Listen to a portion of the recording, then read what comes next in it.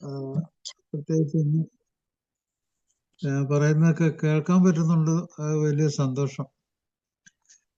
ആ, ഇന്ന് ഞാൻ ഈ ആൽക്കഹോളിക്സ് അനോണിമസിന്റെ ഈ പ്രോഗ്രാമില് എനിക്ക് എല്ലാ ദിവസവും വളരെയധികം സന്തോഷമുണ്ട്. കാരണം വെച്ചാൽ ഞാനിത്തിരി താമസിക്കുന്നുണ്ടെങ്കിലും ആ, ഇതിലെ ഇതിലെ കാര്യങ്ങളൊക്കെ നമ്മൾ എത്രയോ കുറെ വർഷങ്ങളായിട്ട് നമ്മളിത് നല്ല രീതിയിൽ മുമ്പോട്ട് കൊണ്ടുപോകുന്നുണ്ട്. കുറെ ആളുകൾ ശ്രദ്ധിക്കുമ്പോൾ ഒരാള്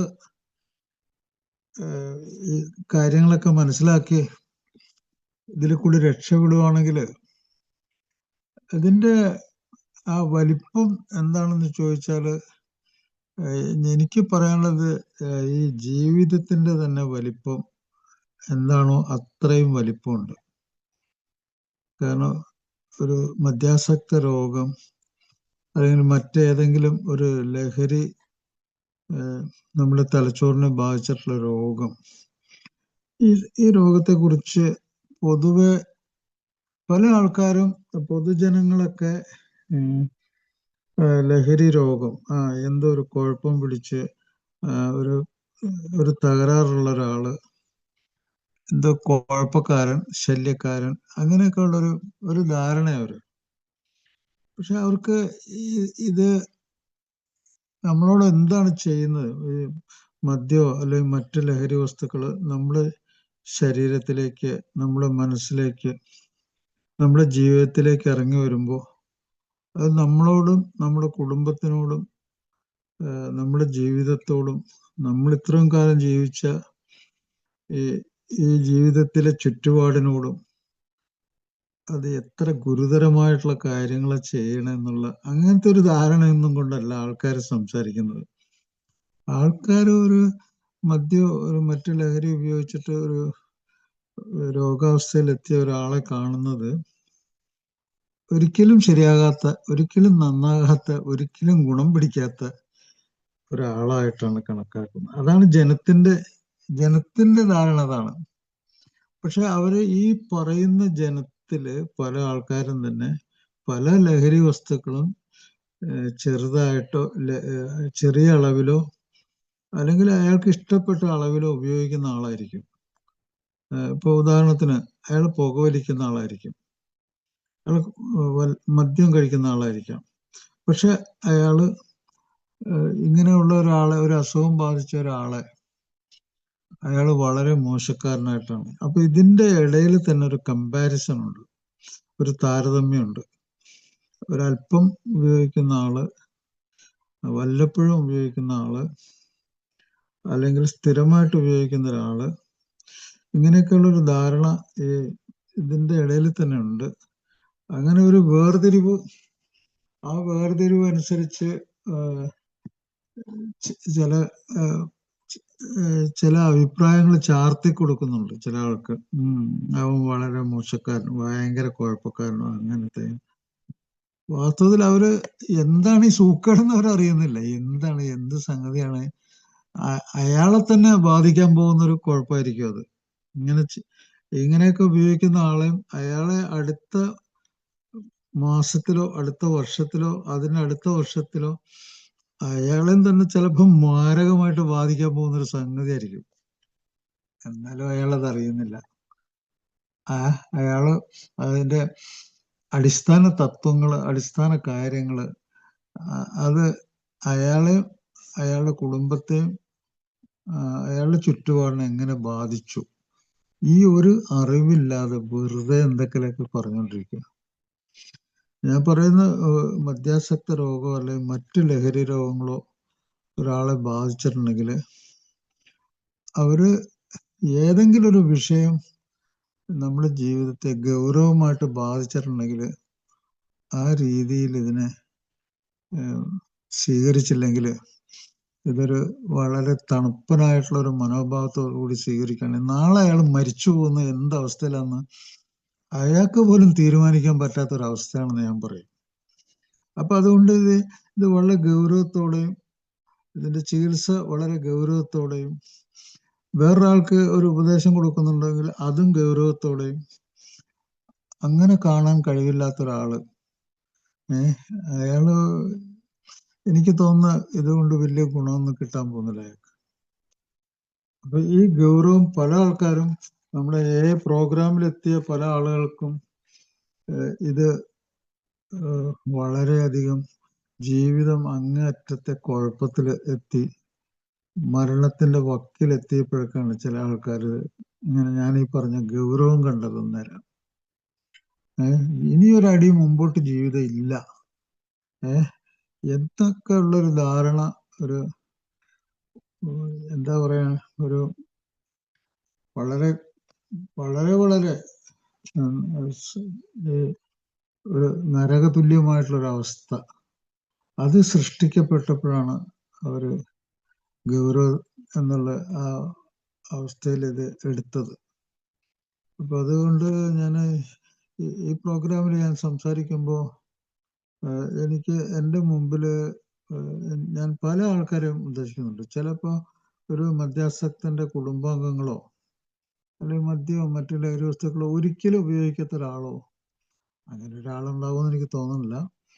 അപ്പൊ അങ്ങനെ ഉപയോഗിക്കാത്ത ആളുകളോ അല്ലെങ്കിൽ ഉപയോഗിക്കുന്ന ആളുടെ കൂടെ ജീവിക്കുന്നവരോ, അവരൊക്കെ ഇങ്ങനെ ഒരു പ്രോഗ്രാം കേൾക്കുമ്പോൾ ഇത് ശരിക്കൊരു വെളിച്ചം, ഒരു വഴി കാണിക്കാനായിട്ടുള്ള ഒരു ചെറിയ വെളിച്ചമായിട്ട് അവർ കണക്കാക്കിയാൽ അത് വലിയ മഹത്തായൊരു സംഗതി ആയിരിക്കും എന്ന് എനിക്ക് തോന്നുന്നു. അതൊരു ഉപദേശമൊന്നുമല്ല. അത് വേണ്ടപ്പോൾ ചില കാര്യങ്ങൾ വേണ്ട രീതിയിൽ എടുക്കാൻ പറ്റാതെ നമ്മൾ മരിച്ചുപോയ എത്രയോ അവസ്ഥ ഉണ്ടായിട്ടുണ്ട്. അതുപോലെ കണക്കാക്കി മതി. അപ്പോ അതിന്റെ അടിസ്ഥാനമായിട്ടുള്ള ശാസ്ത്രം, അതിന്റെ ജീവിത രീതി, ലൈഫ് ഏരിയസ്, ജീവിതത്തിന്റെ വിവിധ ഭാഗങ്ങൾ, ഇതൊക്കെ ഞാൻ ഇതുമായിട്ട് ബന്ധമുള്ള മറ്റു ലഹരികൾ, ഈ കാര്യങ്ങളൊക്കെ ഞാൻ ഇന്ന് സംസാരിക്കുന്നത്. ഇതിൽ ആദ്യമായിട്ട് ആരെങ്കിലും കേൾക്കാൻ ഉദ്ദേശിച്ച് വന്നിട്ടുണ്ടെങ്കിൽ അവർക്ക് സ്വാഗതം.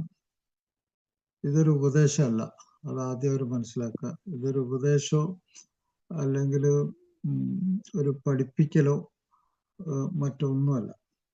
ഇത് ജീവിതമാണെന്ന് കരുതിയാണ്. ഈ ജീവിതത്തിന്റെ ഒരു ഭാഗം നമ്മൾ കുറച്ച് സമയം കൊണ്ട് ഒന്ന് പരിശോധിച്ച് നോക്കുന്ന ഒരു കാര്യം. അത് നമ്മളെല്ലാവരെയും ബാധിച്ചിട്ടുണ്ട്. മദ്യം കഴിക്കുന്ന ആൾക്കാർ കുറച്ചു പേരാണെങ്കിലും അല്ലെങ്കിൽ നമുക്ക് കണക്കാക്കാൻ പറ്റാത്ത ആൾക്കാരാണെങ്കിലും നമുക്കറിയാൻ പാടില്ലാത്ത ആൾക്കാരാണെങ്കിലും മദ്യവും മറ്റു ലഹരി വസ്തുക്കൾ ഉപയോഗിക്കുന്ന ആൾക്കാരും അവരുടെ ജീവിതവും അവര് ഒരിക്കലും കണ്ടിട്ടില്ലാത്ത ആളുകളെയും ബാധിക്കുന്നുണ്ട്. അത് അവരറിയുന്നില്ല. അതാണ് വേറൊരു കാര്യം. ഇപ്പോ ഞാനും മദ്യം ഉപയോഗിക്കുന്നു, എനിക്ക് ചില സ്വഭാവ രീതികൾ വരുന്നു, ചില തരത്തിലുള്ള മാനസിക രോഗങ്ങൾ വരുന്നു, ഞാൻ ജീവിക്കുന്നു, സമൂഹത്തിന്റെ ഇടയിൽ ഞാൻ ജീവിക്കുന്നു. എന്നിൽ നിന്നും വരുന്ന ആ കുഴപ്പങ്ങള്, സമൂഹത്തിന് കിട്ടാൻ പോകുന്ന ചില കുഴപ്പങ്ങള്, അതിൽ ചില ആളുകൾക്കൊന്നും യാതൊരു ധാരണ ഉണ്ടാവില്ല ഞാൻ ആരാണെന്നോ ഞാൻ എന്താണെന്നോ. പക്ഷെ അജ്ഞാതരായിട്ടുള്ള പല ആളുകളും ചിലപ്പോൾ എൻ്റെ പ്രവൃത്തിയിൽ ചിലപ്പോൾ മരണം നേരിടേണ്ടി വരും. ഞാനൊരു ഡ്രൈവറാണെങ്കിൽ, മദ്യം കഴിച്ചിട്ട് ഒരു ബസ് ഓടിക്കുന്ന ഒരു ഡ്രൈവറാണെങ്കിൽ, ഞാൻ മദ്യപാനിയാണെന്ന് അറിയാതെ മദ്യം കഴിച്ചുകൊണ്ട് വണ്ടി ഓടിക്കേണ്ട ഒരു സമയം ചിലപ്പോൾ എനിക്കത് നിർബന്ധമായിട്ടും ചെയ്യേണ്ടി വരും. അങ്ങനെയൊക്കെ ആണെങ്കിൽ അജ്ഞാതരായിട്ടുള്ള കുറെ ആളുകൾ അതിൽ അവരുടെ ജീവനും ജീവിതവും, അവരുടെ ബന്ധുക്കളുടെ ജീവനും ജീവിതവും ഒന്ന് ആലോചിച്ച് നോക്കുക. അപ്പോ ഈ ഒരാള് മദ്യം കഴിക്കുന്ന ഒരാള് അങ്ങ് അകലെ എവിടെയോ ഇരിക്കുന്ന ആളുകളുടെ ജീവനും ജീവിതമായിട്ട് വളരെ ക്ലോസ് ആയിട്ട് ഇടപെടുന്നുണ്ട്. അതൊക്കെ ഒന്ന് അറിഞ്ഞിരുന്നത് നല്ലതാണ്. നമ്മൾ വിചാരിക്കുന്ന പോലെ അല്ല ഈ സമൂഹം എന്ന് പറഞ്ഞാൽ. നമ്മളെല്ലാവരും കൂടി പല ആവശ്യത്തിനും അങ്ങോട്ടും ഇങ്ങോട്ടും പരസ്പരം ബന്ധപ്പെട്ട് ജീവിക്കുന്ന ഒരു സമൂഹമാണ്. അപ്പൊ ആ സമൂഹത്തിൽ ഇങ്ങനെയൊക്കെയാണ് സംഭവിക്കുന്നത്. ഈ കഴിഞ്ഞ കുറച്ച് മാസങ്ങൾക്ക് മുമ്പ് ഒരു വിമാനം, അഹമ്മദാബാദിലെ ഒരു വിമാനം പറന്ന് പൊന്തി ഏതാനും മിനിറ്റുകൾക്കുള്ളിൽ തന്നെ അത് തകർന്ന് വീണു. അതിൽ ആളുകളൊക്കെ മരിച്ചു, ഒരാളൊഴിച്ച് ബാക്കി എല്ലാവരും മരിച്ചു. പിന്നെ സമീപത്തുള്ള കെട്ടിടത്തിൽ ജീവിച്ചിരുന്ന കുറെ ആൾക്കാർ മരിച്ചു. അതിന്റെ കാരണം ഇപ്പോഴും എന്താണെന്ന് അജ്ഞാതമാണ്. അതുപോലെയാണിത്. അപ്പോൾ നമ്മൾ അജ്ഞാതരായിട്ടുള്ള ചില ആൾക്കാരാൽ നമ്മൾ ചിലപ്പോൾ കൊല ചെയ്യപ്പെട്ടേക്കാം. അത് നമ്മൾ മറന്നു പോകാനൊന്നും പറ്റില്ല. അപ്പോൾ മദ്യാസക്തി സമൂഹത്തിൽ നിന്ന് തന്നെ, മദ്യാസക്തി കൊണ്ടുള്ള ആളുകളുടെ ജോലി, അവരുടെ ഇടപെടല്, അത് മൊത്തം നമ്മുടെ ജീവിതത്തെ ബാധിക്കുന്ന ഒരു സംഗതിയാണെന്ന് എല്ലാവരും അറിയണ്ടാണ്. മദ്യം മറ്റു ലഹരികളുടെ ഉപയോഗം എന്നുള്ളത് കൊണ്ട് ഞാൻ ഉദ്ദേശിക്കുന്നത് വെച്ചാല്, മദ്യത്തിനൊരു പ്രത്യേക ഒരു അവസ്ഥയാണ്. ലഹരി വസ്തുക്കളുടെ ഇടയിൽ മദ്യത്തിന് മറ്റു ലഹരികളെ അപേക്ഷിച്ച് ഒരു പ്രത്യേക അവസ്ഥയാണ്. എൻ്റെ ഡിഫറൻറ്റ്. അത് തലച്ചോറിനെ ബാധിക്കുന്ന രോഗം തന്നെ, ആ കാര്യത്തിലെല്ലാം ഒരുപോലെ തന്നെ. പക്ഷെ മദ്യത്തിന് മറ്റെല്ലാ നമ്മുടെ അവയവങ്ങളിലും, നമ്മുടെ ശരീരത്തിലൊക്കെ കയറി ഇറങ്ങുന്ന എല്ലാ അവയവങ്ങളും ഒന്നിനെയും ഉപേക്ഷിക്കാതെ എല്ലാറ്റിലും കുഴപ്പമുണ്ടാക്കാൻ ഉള്ള ഒരു മാരകമായിട്ടുള്ള ഒരു കഴിവ് മദ്യത്തിനുണ്ട്. അത് തന്നെയല്ല, അത് വളരുന്ന രോഗമാണ്. അത് വളർന്ന് വലുതായി നമ്മളെ ബാധിക്കുന്നതും, നമ്മളെ കുടുംബത്തെ ബാധിക്കുന്നതും, നമ്മളെ ജോലിയെ ബാധിക്കുന്നതും, ജീവിതത്തെ ബാധിക്കുന്നതും പലപ്പോഴും നമ്മള് ഗൗരവം കൊടുക്കാതെ, നേരത്തെ പറഞ്ഞ പോലെ ഗൗരവം കൊടുക്കാതെ നമ്മളിലേക്ക് കയറി വരുന്ന സ്ലോ ആയിട്ട് കയറി വരുന്ന ഒരു സൂക്കളാണ്. പക്ഷെ അത് കയറി വന്ന് നമ്മളെ പിടിച്ച് ഒലച്ചു കഴിഞ്ഞാൽ, നമ്മളെ മുറുകെ പിടിച്ചു കഴിഞ്ഞാൽ, പിന്നെ നമ്മുടെ ഓരോ ജീവിതത്തിന്റെ ദിവസങ്ങളും ഒരു മരണമായിട്ടുള്ള ഒരു ഏറ്റുമുട്ടലായിരിക്കും. അപ്പൊ അതൊക്കെ പ്രത്യേകതകളാണ്. ഒന്ന്, ശരീരത്തിലെ എല്ലാ അവയവങ്ങളെയും, ഏറ്റവും കാതലായിട്ടുള്ള അവയവം നമ്മുടെ ബ്രെയിനാണ്, തലച്ചോറിന്റെ സൂക്കളാണ്. It's a brain disease. അപ്പൊ എല്ലാ ലഹരി വസ്തുക്കളും നമ്മൾ അതിന് നിർവചനം കൊടുക്കുകയാണെങ്കിൽ chronic progressive relapsing brain disease എന്ന് പറയും. അതിൻ്റെ അർത്ഥം ഒരു ജീവിതം മുഴുവൻ നീണ്ടു നിൽക്കുന്ന, മുന്നോട്ട് പോകുന്ന, തലച്ചോറിനെ ബാധിച്ച് നിർത്തിവെച്ചാലും പുനർപതനം വീണ്ടും വരുന്ന ഒരു രോഗമാണ്, തലച്ചോറിന്റെ രോഗമാണ് എന്നാണ് അതിന്റെ നിർവചനം. ഈ ലഹരി വസ്തുക്കളെല്ലാം തന്നെ. പക്ഷെ മദ്യത്തിന് ഒരു പ്രത്യേക സ്ഥാനമുണ്ട്. അതിന്റെ കാരണം അത് ശരീരത്തിലെ എല്ലാ അവയവങ്ങളിലും, തലച്ചോറ്, അതുമായിട്ട് ബന്ധപ്പെട്ട തലച്ചോറ് നിയന്ത്രിക്കുന്ന എല്ലാ അവയവങ്ങളെയും അത് ബാധിക്കുന്നു. ഓരോ നിമിഷത്തിലും അത് മരണമായിട്ട് വളരെ ക്ലോസ് റിലേഷനാണ്. അതിന് പറയാം, 200ഓളം ശാരീരിക രോഗങ്ങൾ, വളരെയധികം മാനസിക രോഗങ്ങൾ, സാമൂഹ്യ ജീവിതത്തെ ബാധിക്കുന്ന കുഴപ്പങ്ങള്, കുറ്റകൃത്യങ്ങള്, അപകട മരണങ്ങള്, അതുപോലെ ഏറ്റവും വലിയ അവയവങ്ങളായിട്ടുള്ള കരൾ, മാംസപേശികള്, വൃക്കകള്, ഞരമ്പുകള്, രക്തം, ശ്വാസകോശം, ലൈംഗിക അവയവങ്ങള്, എല്ലാത്തിനും ബാധിക്കുന്ന ഒരു മാരക രോഗം. അതാണ് ഈ മദ്യപാന രോഗത്തിന് പ്രത്യേകിച്ചുള്ള കഴിവ്. മറ്റൊരു സംഗതി കൂടി, മദ്യപാന രോഗം ഒരു ആദ്യത്തെ ലഹരി രോഗമായിട്ട് ഒരാളിൽ പ്രവർത്തിച്ച് തുടങ്ങിക്കഴിഞ്ഞാൽ, പിന്നീട് മറ്റ് ലഹരിയിലേക്ക്, മറ്റ് സബ്സ്റ്റൻസ് യൂസ് എന്ന് പറയും, ലഹരി വസ്തുക്കൾ ഉപയോഗിക്കാനും അതിലേക്കുള്ളൊരു പാലം വിട്ടുകൊടുക്കും. ഒരു പാലം. ആ പാലത്തിലൂടെ നമുക്ക് മറ്റ് ലഹരികളിലേക്ക് കടക്കാം. ഇപ്പോൾ ഉദാഹരണത്തിന് പുക വലിക്കുന്നവർക്ക് സിഗരറ്റിന്റെ ഉപയോഗം, അത് കഞ്ചാവിന്റെ ഉപയോഗം, അല്ലെങ്കിൽ ഓപ്പിയത്തിന്റെ ഉപയോഗം, അല്ലെങ്കിൽ MDMA ഉപയോഗം, അല്ലെങ്കിൽ കീറ്റമിന്റെ ഉപയോഗം, അല്ലെങ്കിൽ കൊക്കൈന്റെ ഉപയോഗം, അങ്ങനെ മറ്റു പല ലഹരിയിലേക്കുള്ള ഒരു പാലം കൂടിയാകുന്നു. ഒരു പാലം. ചിലപ്പോൾ ഈ പാലത്തിന്റെ തുടക്കം ചിലപ്പോൾ പുകയിലായിരിക്കും. പുകയിലായിരിക്കും ആദ്യം തുടങ്ങിയത്. അത് കഴിഞ്ഞിട്ട് അത് ഒരു പാലമായിട്ട് പ്രവർത്തിച്ച് മദ്യത്തിലേക്കും മറ്റു ലഹരിയിലേക്കുമുള്ള. പക്ഷെ ഏറ്റവും കൂടുതൽ ആളുകൾ തുടക്കം മദ്യത്തിൽ തന്നെയാണ്. ചില ചെറുപ്പക്കാരായിട്ടുള്ള ആൾക്കാർ പുകവലിയിലാണ് ആദ്യം. ചില ആൾക്കാർ രണ്ടിലും കൂടി ഒരുമിച്ച് തുടങ്ങിയിട്ടുണ്ടാവും. ഏതായാലും ഈ പോളി സബ്സ്റ്റൻസ് എന്ന് പറഞ്ഞാൽ മറ്റ് എല്ലാ ലഹരികളും കൂടി ഒരുമിച്ച് ഉപയോഗിക്കുന്ന ആളുകളുടെ ജീവിതം, ഇതെല്ലാത്തിൻ്റെയും കൂടി ഒരു തലച്ചോറിലുള്ള ഒരു പ്രവർത്തനവും അതിൻ്റെ ആ ഇൻഡിവിജ്വൽ ആയിട്ടുള്ള ആ പ്രത്യേക ലഹരി വസ്തു പ്രത്യേക രീതിയിലുള്ള തലച്ചോറിനെ ബാധിക്കുന്നതും അതിൻ്റെ ആസക്തി, അതിൻ്റെ പ്രത്യേകത, ഇതിന് ഓരോ ലഹരി വസ്തുവിനും പ്രത്യേക തരം ആസക്തിയാണുള്ളത്. അപ്പോൾ ഞാൻ മദ്യത്തെക്കുറിച്ച് പലപ്പോഴും സംസാരിച്ചിട്ടുണ്ട്, എല്ലാവർക്കും അറിയാം. അപ്പോൾ അതിൽ നമ്മൾ തുടക്കം ഈ ബ്രെയിൻ ഡിസീസ് എന്നുള്ള ആ ഒരു ഇത് വളരെ ഗൗരവത്തിലെടുക്കുക. കാരണം ഒരാൾ ജനിച്ചു കഴിഞ്ഞ് അയാളുടെ ഒരു പാരമ്പര്യമുണ്ട്. ആ പാരമ്പര്യമൊക്കെ കഴിഞ്ഞു കഴിഞ്ഞാൽ അയാളുടെ വീട്ടിലോ അയാളുടെ അയൽവക്കത്തോ അല്ലെങ്കിൽ അയാൾ പരിചയപ്പെടുന്ന സുഹൃത്തുക്കൾക്കോ എന്തെങ്കിലും ഒരു ലഹരി വസ്തുവായിട്ടൊരു കണക്ഷൻ ഉണ്ടെങ്കിൽ ഈ ലഹരി വസ്തു ഉപയോഗിക്കുമ്പോഴൊക്കെ അയാൾ എന്തൊരു പ്രത്യേകതരം സന്തോഷം അനുഭവിക്കുന്നതായിട്ട് ഒരാൾക്ക് തോന്നുവാണെങ്കിൽ തീർച്ചയായിട്ടും അയാളുടെ പ്രായം 10 15 വയസ്സാണെങ്കിലും അത് കണ്ടു കഴിയുമ്പോൾ ആദ്യത്തെ ആ വിചാരം അതിൽ കൂടി അതൊന്ന് പരീക്ഷിക്കുക എന്നുള്ളതാണ്.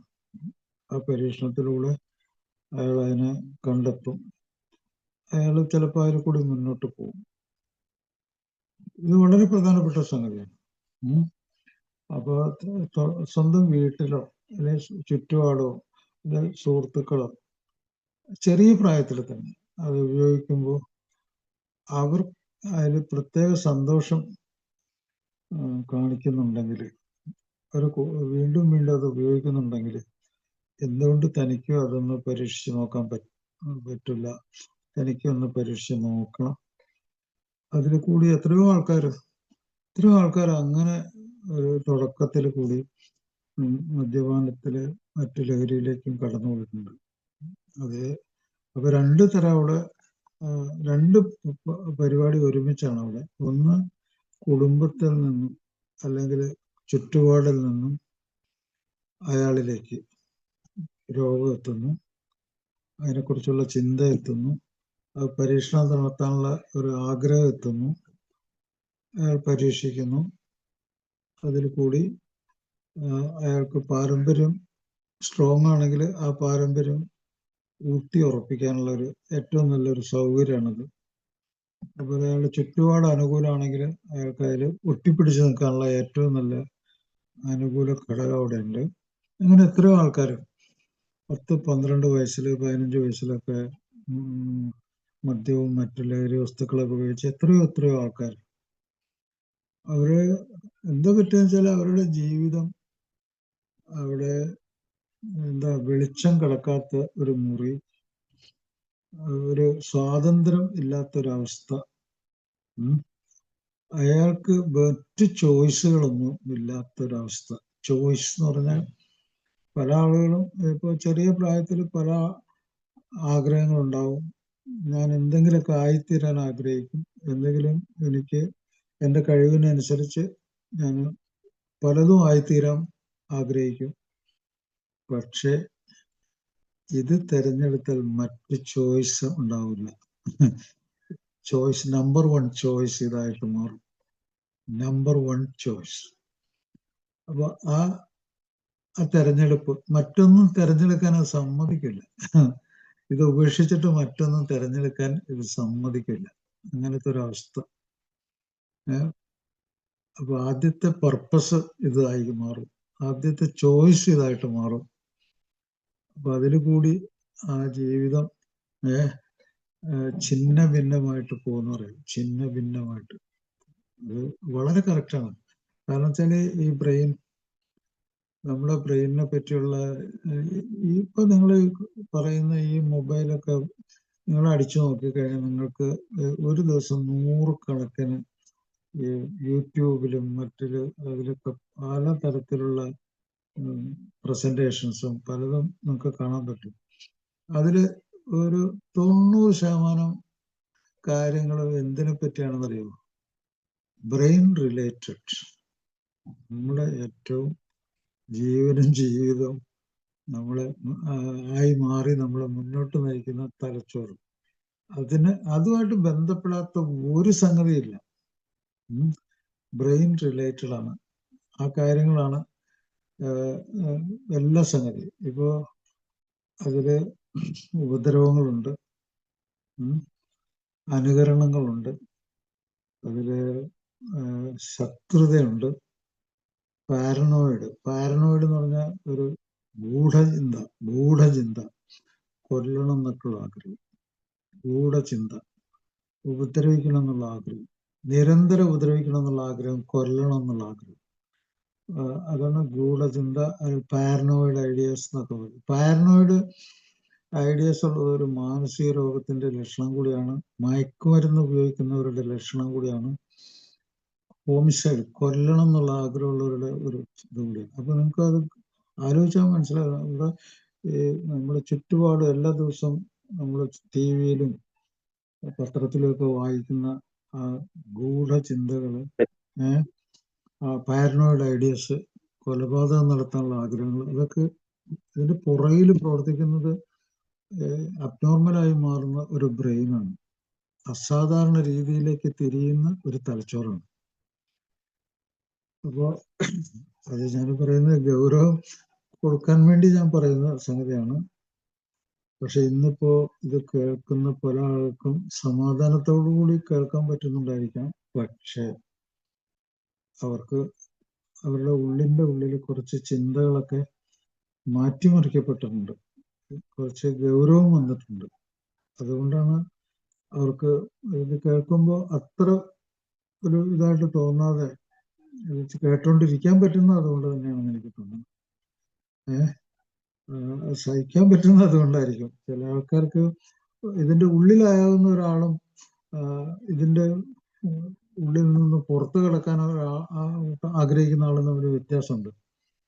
ഒരു മദ്യമോ ഒരു മറ്റു ലഹരി വസ്തുക്കളോ അതിന്റെ ഉള്ളിൽ സ്ഥിതി ചെയ്യുന്ന ഒരാളാണെന്ന് വിചാരിക്കുക. അയാൾക്ക് ഈ സംസാരമോ ഈ അറിവോ ഒരു നിഷേധമായിരിക്കും, ഒരു വെറുപ്പായിരിക്കും, നിഷേധം. അയാൾ കേൾക്കില്ല. അതാണ് ഒരു കടുത്ത രോഗിയും രോഗത്തിൽ നിന്ന് രക്ഷപ്പെടാനുള്ള ഒരാളും തമ്മിലുള്ള വ്യത്യാസം അതാണ്. ഒരു കടുത്ത രോഗത്തിന്റെ ഉള്ളിൽ നിൽക്കുന്ന ഒരാള്, ഒരു മദ്യാസക്തൻ, മറ്റു ലഹരി ഉപയോഗിക്കുന്ന ആള് ഇതൊന്നും കേൾക്കാൻ ഇഷ്ടപ്പെടുന്നില്ല. അയാള് ആണെങ്കിൽ എന്തെങ്കിലും അസഭ്യങ്ങളൊക്കെ പറയും. അയാളത് ഉപേക്ഷിച്ച് പെട്ടെന്ന് പോവുകയും ചെയ്യും. എന്താണ് കാരണം?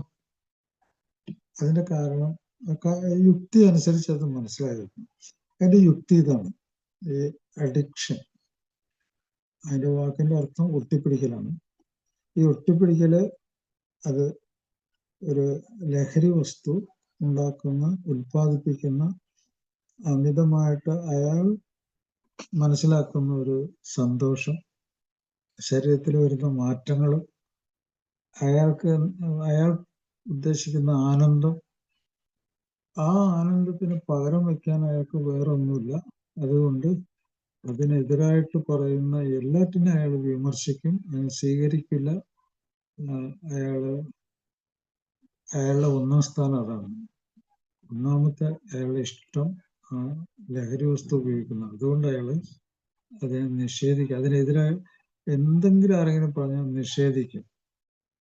അപ്പോൾ അഡിക്ഷൻ എന്ന് പറഞ്ഞു കഴിഞ്ഞാൽ ഒരു ആനന്ദ മാർഗത്തെ ഒരാൾ ഇഷ്ടപ്പെടുന്നുണ്ടെങ്കിൽ, അതൊരു ലഹരി വസ്തുവിൽ കൂടി ആണെങ്കിൽ അതിന് എതിരായിട്ട് പറയുന്ന ഒരാൾ അതെപ്പോഴും കിട്ടണമെന്ന് കമ്പൽഷൻ, നിർബന്ധം ബുദ്ധി, ആർത്തി, ക്രേവിങ്, അതിൻ്റെ മുകളിൽ ഇങ്ങനെ പൂണ്ടടക്കം ഇങ്ങനെ കെട്ടിപ്പിടിച്ച് നിൽക്കുന്ന ഒരാള്, അതിനെ ഒരു തരത്തിൽ ഉപേക്ഷിക്കാൻ പറ്റാത്ത ഒരാള്, അങ്ങനത്തെ രോഗലക്ഷണങ്ങൾ, അതിൻ്റെ മുകളിൽ നിയന്ത്രണമില്ല, ആർത്തി പിടിച്ച് അതിൻ്റെ മുകളിലേക്ക് കയറിപ്പോവുക, അങ്ങനത്തെ ഒരാളാണ് നമ്മളെ അഡിക്ഷൻ എന്ന് പറയുന്നത്. അപ്പൊ ആ അഡിക്ഷൻ തലച്ചോറുമായിട്ട് ആ ആശയം ഒട്ടിപ്പിടിച്ച് കിടക്കുകയാണ്. അപ്പൊ ഇങ്ങനെ ഒട്ടിപ്പിടിച്ച് കിടക്കുന്ന സാധനത്തിനെ പെട്ടെന്ന് എടുത്ത് ദൂരെ കളയാനൊന്നും പറ്റില്ല. അതൊരു പശ പോലെ ഒരു സാധനം കൊണ്ടുവന്നിട്ട് ആ ആനന്ദം ഒരു പശ, അതുമായിട്ട് ഇങ്ങനെ തലച്ചോറിൽ ആ ആശയം ഒട്ടിപ്പിടിച്ചിരിക്കണം. അതിനെ പെട്ടെന്നൊന്നും എടുത്ത് ദൂരെ കളയാൻ പറ്റില്ല. അതാണ് അഡിക്ഷന്റെ ഏറ്റവും വലിയ ഉപദ്രവം. അതൊരു ആയുഷ്കാലം മരണത്തിന്റെ തൊട്ടടുത്ത് വരും ചിലപ്പോൾ അത് ഒട്ടിപ്പിടിച്ചവിടെ നിൽക്കും. അത്രമാത്രം സ്ട്രോങ് ആണത്. തലച്ചോറിന്റെ ഇലക്ട്രിക്കൽ സർക്യൂട്ടിൽ അത് മെമ്മറി ഉണ്ടാക്കി വെച്ചിട്ടുണ്ട്. ആ മെമ്മറി മരിക്കുന്നത് പോലും അടുത്ത് പോലും ചിലപ്പോൾ മാഞ്ഞു പോകില്ല. അത്ര സ്ട്രോങ് ആണ്. അപ്പൊ അങ്ങനത്തെ രോഗമായിട്ടുള്ള ഒരു ഇടപെടലാണിത്. അതുകൊണ്ടാണ് ഞാനിത് ഗൗരവം എന്നൊക്കെ പറഞ്ഞുകൊണ്ടിരിക്കുന്നത്. അപ്പോൾ ഇവിടെ ആ രോഗത്തിന് എതിരായിട്ട് രോഗിയുടെ നിഷേധം, അതിനെതിരായിട്ടുള്ള പ്രവർത്തനം, ചിന്ത, തോന്നലും, അതാണ് ഏറ്റവും വലിയ ദുസ്സഹമായ കാര്യം. അയാൾക്ക് ഒരു ചികിത്സ കിട്ടാതിരിക്കാനുള്ള ഏറ്റവും ദുസ്സഹമായിട്ടുള്ള ഒരു കാര്യം അയാൾക്ക് ഈ നിഷേധമാണ്. ഇതിനുള്ള നിഷേധം. എനിക്ക് മനസ്സിലാക്കണ്ട, എനിക്കൊന്നും അറിയണ്ട.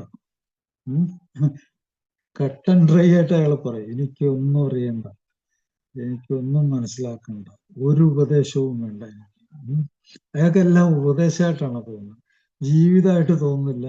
ജീവിതമായിട്ട് അയാളുടെ കൂടെ ജീവിക്കുന്നവരുടെ, അയാളുടെ ജോലി, അയാളുടെ ഈ ലോകത്തിലെ നിലനിൽപ്പുമായിട്ട് അയാൾക്ക് ഒരു ബന്ധമുള്ളതായിട്ട് തോന്നില്ല. അങ്ങനത്തെ സംസാരം, അങ്ങനത്തെ പ്രകൃതം, അങ്ങനത്തെ പരിപാടികൾ, അതിൽ കൂടിയാണ് അയാൾ പോകുന്നത്, ഒരു പൊട്ടനെ പോലെ. അപ്പൊ പക്ഷെ നമ്മൾ തലച്ചോറില് അടിസ്ഥാനമായിട്ടുള്ള ചില ബുദ്ധി, ചില കാര്യങ്ങളെ നമ്മൾ മുൻകൂട്ടി നമ്മൾ മനസ്സിലാക്കുകയും ജഡ്ജ്മെന്റ്, അതിനെപ്പറ്റി വിലയിരുത്തൽ നടത്തുകയും അത് വേണോ വേണ്ടയോ എന്ന് തീരുമാനിക്കുകയും അത് ഡിസിഷൻ എടുക്കുകയും ചെയ്യുന്ന തലച്ചോറിന്റെ ഭാഗമുണ്ട്. അതിനെ മുറുക്കെ പിടിക്കും. അഡിക്ഷൻ വരുമ്പോഴത്തേക്ക് അതിനെ അഡിക്ഷൻ മുറുകെ പിടിക്കും. മറ്റ് ഏത് ഉപദേശം, എന്ത് സംഗതി വലിച്ചെറിഞ്ഞ് ദൂരെ കളയും. അത് അതിനെപ്പറ്റി ആ ചിന്തയിലേക്ക് പ്രവേശിക്കില്ല. ജഡ്ജ്മെന്റ് ഇല്ല, നിരീക്ഷണം ഇല്ല, പ്ലാനിങ് ഇല്ല, പദ്ധതി ഇല്ല, ഒന്നുമില്ല. പൂണ്ടടക്കം അതിനെ കയറി പിടിക്കുന്നു. അതാണ് അഡിക്ഷൻ. അപ്പൊ അത് അഡിക്ഷന് രക്ഷപ്പെടണമെങ്കിൽ എന്ത് വേണം? അഡിക്ഷന് രക്ഷപ്പെടണമെങ്കിൽ അതിൽ നിന്നും ഒരു വിമുഖത, ഡിസ്ട്രാക്ഷൻ, അത് മനസ്സിലാക്കണം. ആ മനസ്സിലാക്കിയിട്ട് അതിനൊരു വിമുഖത, അതിൽ നിന്ന് മാറി നിൽക്കാൻ പറ്റണം. ഈ പറഞ്ഞ ആക്ഷൻ ഇല്ലാതെ, ഒട്ടിപ്പിടുത്തം ഇല്ലാതെ, അതിന് കുറച്ചു നേരമെങ്കിലും മാറി നിൽക്കാനുള്ള ഒരു ചിന്ത, ആ ഒരു പ്രവർത്തനം, ആ സ്വീകരിക്കല്, അതിൽ വിശ്വസിക്കല്, അതിൻ്റെ അനുഭവത്തെ ഒന്നോ രണ്ടു പ്രാവശ്യമെങ്കിലും അതിൻ്റെ അനുഭവത്തെ മനസ്സിലാക്കിയിട്ടുണ്ട്, അതിൽ മുറുകെ പിടിക്കാനുള്ളൊരു ബുദ്ധി, ഇതൊക്കെ ഉണ്ടെങ്കിൽ മാത്രമേ ഒരാൾക്ക് അല്പാൽപ്പെങ്കിലും അതിൽ കൂടി രക്ഷപ്പെടാൻ പറ്റുള്ളൂ. ഇപ്പൊ ചില ആൾക്കാർ പറയും, ഞാൻ ശബരിമലയ്ക്ക് മാലയിട്ടു, ഞാൻ ഒരു മാസം കുടിച്ചില്ല. ഏതെങ്കിലും ഒരു മദ്യാസക്തൻ അങ്ങനെ പറഞ്ഞിട്ടുണ്ടെങ്കിൽ അവന് അങ്ങനെ പറയാൻ കാരണം എന്നറിയോ? അവന്റെ ജീവിതത്തിൽ അവന് ഒരിക്കലും സാധിക്കില്ല എന്ന് വിചാരിച്ചൊരു കാര്യം അവന് അല്പമെങ്കിലും ഭയം കൊണ്ടോ എന്തോ ദൈവകോപം ഉണ്ടാവും എന്നുള്ളൊരു ചിന്ത കൊണ്ടോ കുറച്ചൊക്കെ അകറ്റി നിർത്തിയപ്പോ അതിനെ അവൻ അതിജീവിച്ചപ്പോ അവന്റെ ജീവിതത്തിലെ ഏറ്റവും വലിയ സംഭവമായിട്ട് അവൻ എടുത്തു കാണിക്കാനുള്ള അത് മാത്രമാണ്. അപ്പൊ നോക്കുക, അവന് ഒരു ശരിയായിട്ടുള്ള ഒരു തിരിച്ചറിവില്ലാതെ പോലും അവൻ ഏറ്റവും കൂടുതൽ വില കൽപ്പിക്കുന്ന എന്തിനാണ്? ആ 10-40 ദിവസം ഇതിൽ നിന്ന് ഈ തീവ്രമായിട്ടുള്ള ഈ പരിപാടിയിൽ നിന്ന് കുറച്ചെങ്കിലും അവന് വിട്ടു നിൽക്കാൻ പറ്റിയത് ഭയങ്കര സംഭവമാണെന്ന് അവന് മനസ്സിലായിട്ടാണോ അവന് വലിയ കാര്യമായിട്ട് അത് എടുത്തു പറയുന്നത്. അപ്പോൾ ഒരു ആയുഷ്കാലമൊക്കെ ഒരിക്കലും മദ്യം കഴിക്കാതെ ജീവിതത്തെ നേരിടുന്ന ആൾക്കാരുടെ കാര്യം ഒന്ന് ആലോചിച്ചു, അല്ലെങ്കിൽ ഭയങ്കരമായ മദ്യപാനത്തിൽ വിട്ടു നിന്ന് ജീവിക്കാൻ തുടങ്ങിയ ആൾക്കാരുടെ കാര്യം ആലോചിച്ച് നോക്കാം. അപ്പൊ അവന് അറിയാതെ അവന്റെ ഏറ്റവും വലിയ സംഭവം ഇതിൽ നിന്നൊന്ന് വിട്ടു നിൽക്കുകയാണെങ്കിൽ അതിന്റെ കഴിവാണ് ഏറ്റവും വലിയ കഴിവെന്ന് അവൻ അറിയാം. അതുകൊണ്ടാണ് അവൻ പറയണത്, ഞാൻ 40 ദിവസം വിട്ടു നിന്നിട്ടുണ്ട്. അല്ലെങ്കിൽ ഞാൻ ക്രിസ്തുമസിന്റെ അടുത്ത് നോമ്പെടുത്തപ്പോൾ ഞാൻ അത് വിട്ടു നിന്നു. ഏതെങ്കിലും ഒരു പ്രത്യേക കാരണം പറഞ്ഞ് വിട്ടു നിന്നതിന്റെ ഒരാഴ്ചയെങ്കിലും വിട്ടു നിന്നുണ്ട് അത് വലിയ ഗൗരവമായിട്ട് എടുത്ത് പറയും. കാരണം അത് അത്രമാത്രം അതികഠിനമായ ഒരു അവസ്ഥയാണെന്ന് അയാൾക്ക് മനസ്സിലാവുന്നുണ്ട്. രോഗാവസ്ഥ തന്നെയാണത്. അപ്പോൾ ഒരാൾക്ക് ഈ ചികിത്സയിലേക്ക് പ്രവേശിക്കണമെങ്കിൽ എന്ത് വേണം? സ്വീകാര്യത വേണം. ഇതൊരു രോഗമാണെന്ന് വിശ്വാസം വേണം. വിശ്വസിക്കുകയും സ്വീകരിക്കുകയും ചെയ്യുമ്പോൾ അതിന്റെ അടിത്തറയായിട്ട് പ്രവർത്തിക്കുന്നത് അയാൾ കണ്ടിട്ടുള്ള ആരുടെങ്കിലും ഒരു അനുഭവം വെച്ച് ഉള്ളൊരു തെളിവായിരിക്കും. ഏതെങ്കിലും ഒരു മദ്യാസക്തൻ ഇതിൽ നിന്ന് രക്ഷപ്പെട്ട് സുഖമായിട്ട് ജീവിക്കുന്നതിൻ്റെ ഒരു തെളിവ് അയാളുടെ മുമ്പിലുണ്ടെങ്കിലോ അയാൾക്ക് പിന്നെ നിഷേധിക്കാൻ പറ്റില്ല. ഇത് തെളിവുള്ള സംഗതിയാണ്. നമ്മളെ ഏത് വിശ്വാസവും ഏത് സ്വീകാര്യതയ്ക്കും ഒരു തെളിവ് വേണം. ആൽക്കഹോളിക്സ് അനോണിമസിൽ തെളിവുകളുടെ സഹായം ഇഷ്ടം പോലെ ഉണ്ട്. തെളിവുകളുണ്ട്. അതുകൊണ്ടാണ് ഈ പ്രോഗ്രാം മുമ്പോട്ട് പോകുന്നത്. അതുകൊണ്ടാണ് ഈ ഏറ്റവും വലിയ നിഷേധത്തിനെ പോലും തകർത്ത് ഈ പ്രോഗ്രാം നിലകൊള്ളുന്നത്. അതുകൊണ്ടാണ് ലോകത്തിലെ ഏതെങ്കിലും ഒരു കാര്യം സാധ്യമല്ലാതെ പോകുന്നത് ഒരു രോഗം ഒരാളെ വിഴുങ്ങി അയാളുടെ ജീവിതവും അയാളുടെ കുടുംബജീവിതവും അയാളുടെ എല്ലാ തരത്തിലുള്ള കാര്യങ്ങളും നരകതുല്യമാക്കി അയാളെ തന്നെ ഇല്ലാതാക്കുന്ന ഒരവസ്ഥ ഉണ്ടെങ്കിൽ അത് അഡിക്ഷനാണ്. അത് സംശയമില്ല. അപ്പോൾ അതിനെ മറികടന്ന് ഒരാൾ ജീവിക്കാൻ പോകുമ്പോൾ അത് ഭയങ്കര സംഭവമാണ്. അപ്പൊ ആദ്യം അയാൾ തകർക്കുന്നത് ഈ നിഷേധത്തിനാണ്. ഈ പ്രോഗ്രാം കേട്ടിട്ട് ഒരാള് ഇതിൽ കൂടി രക്ഷപ്പെടണമെന്ന് ആഗ്രഹിക്കുന്ന ആള് ആദ്യം അയാൾ വെല്ലുവിളിക്കേണ്ടത് അയാളുടെ തന്നെ നിഷേധത്തിനാണ്. നിഷേധത്തിന് പുറമെ അയാൾക്ക് ഏത് ലഹരിയുടെ കാര്യത്തിലും നിസ്സാരമാക്കല് ഉണ്ട്. നിസ്സാരമാക്കും. അയാള് മൗന ആയിട്ട് ചെയ്യുന്നൊരു കലാപരിപാടിയാണ് നിസ്സാരം. അയാളുടെ വാക്ക് തന്നെ ഒരു പ്രത്യേക ടോണിൽ തന്നെ ആയിരിക്കും. നിസ്സാരാക്കുക. നിഷേധം മാത്രമല്ല, നിസ്സാരാക്കുക. അതുപോലെ അയാളൊരു മുനിയെ പോലെ ഇതിനെപ്പറ്റി അഭിപ്രായം പറയാതെ മിണ്ടാതിരിക്കും. ഒരു മുനിയായി മാറാൻ പറ്റില്ല. ഇങ്ങനെയുള്ള ജീവിതത്തെ ബാധിക്കുന്ന ഗൗരവമുള്ള സംഗതി, ജീവിതം മരണം അതിനെ ബാധിക്കുന്ന ഗൗരവമുള്ളൊരു കാര്യത്തിൽ ഒരു മുനിയായിരിക്കാൻ പറ്റും. ഒരു അഭിപ്രായമില്ല. കേട്ടില്ല, കണ്ടിട്ടില്ല. 3 കുരങ്ങന്മാരും കണ്ടില്ല, കേട്ടില്ല, മനസ്സിലാക്കിയില്ല, പോയി. അങ്ങനെ മുനിയാകാൻ പറ്റും അയാൾക്ക്.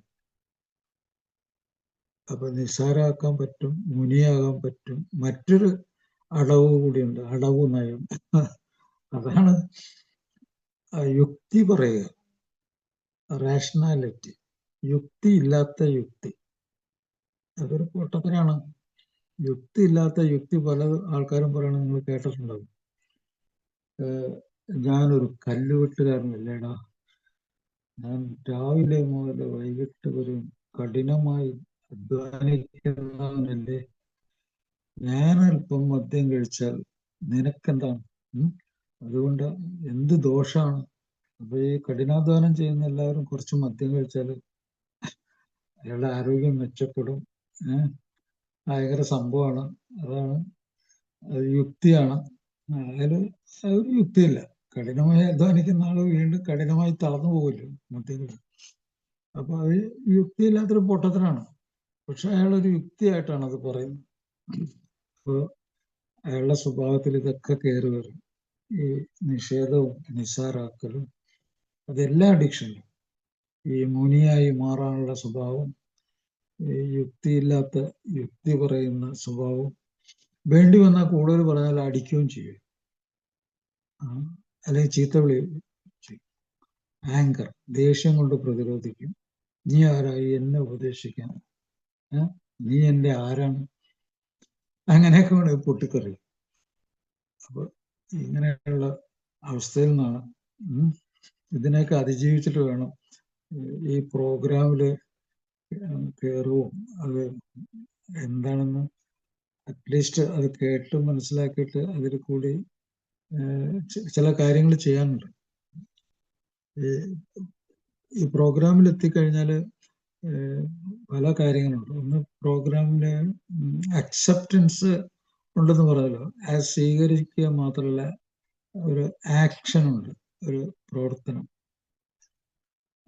ഈ പ്രവർത്തനം തന്നെ തുടങ്ങാൻ യെസ് ഓർ നോ, ഒരു തീരുമാനം എടുക്കാൻ ചിലപ്പോൾ മാസങ്ങള്, വർഷങ്ങള്, എത്രയോ ആളുകൾ അങ്ങനെ പോയിട്ടുണ്ട്. സമയം പോയി ഒരു തീരുമാനം എടുക്കാൻ പറ്റാതെ. അപ്പൊ സ്വീകരിച്ചു കഴിഞ്ഞാൽ ആക്ഷൻ ഉണ്ടാവണം. ആക്ഷനെ കുറിച്ച് ഒരു ഉറപ്പെടുക്കാൻ പറ്റില്ല. യെസ് ഓർ നോ, എന്നാണ് തുടക്കം, എന്നാണ് നിർത്തേണ്ടത്, അത് തീരുമാനിക്കാൻ പറ്റാതെ വർഷങ്ങൾ കടന്നുപോയ എത്രയോ ആൾക്കാരുണ്ട്. ആക്ഷൻ ഇല്ല.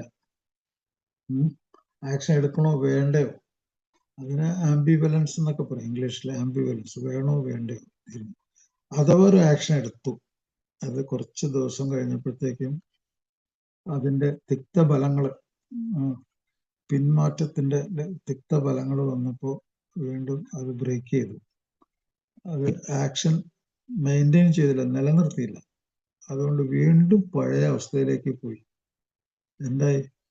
സ്വീകരിക്കാത്ത, വിശ്വസിക്കാത്ത അവസ്ഥ, സംശയിക്കുന്ന അവസ്ഥ, യെസ് ഓർ നോ തീരുമാനിക്കാൻ പറ്റാത്ത അവസ്ഥ, വീണ്ടും ഒരു ആക്ഷനിലേക്ക് വരാൻ പറ്റാത്ത അവസ്ഥ. അങ്ങനെ എത്രയോ കാലം, 5 വർഷം, 10 വർഷം, 15 വർഷം. അപ്പൊ ചില ആൾക്കാർ ചികിത്സിക്കാൻ വരുമ്പോൾ 20 വർഷം, 25, 36 വർഷം, 40 വർഷം, അങ്ങനെയൊക്കെ വർഷങ്ങൾ കഴിഞ്ഞിട്ടാണ് ഈ പ്രോഗ്രാമിൽ തന്നെ ഒരു ആക്ഷൻ തുടങ്ങുന്നത്. അപ്പൊ ഒന്ന് ആലോചിച്ച് നോക്കി, ഈ രോഗത്തിന്റെ ആ തീവ്രത ഒന്ന് ആലോചിച്ച് നോക്കി. അയാൾ എത്രമാത്രം ഒട്ടിപ്പിടുത്തുണ്ടെന്ന് നോക്കുക. അഥവാ അയാൾക്ക് ഏസ് എന്ന് പറയണമെങ്കിൽ ജീവിതം ചില കാര്യങ്ങൾ അയാളെ പഠിപ്പിക്കും.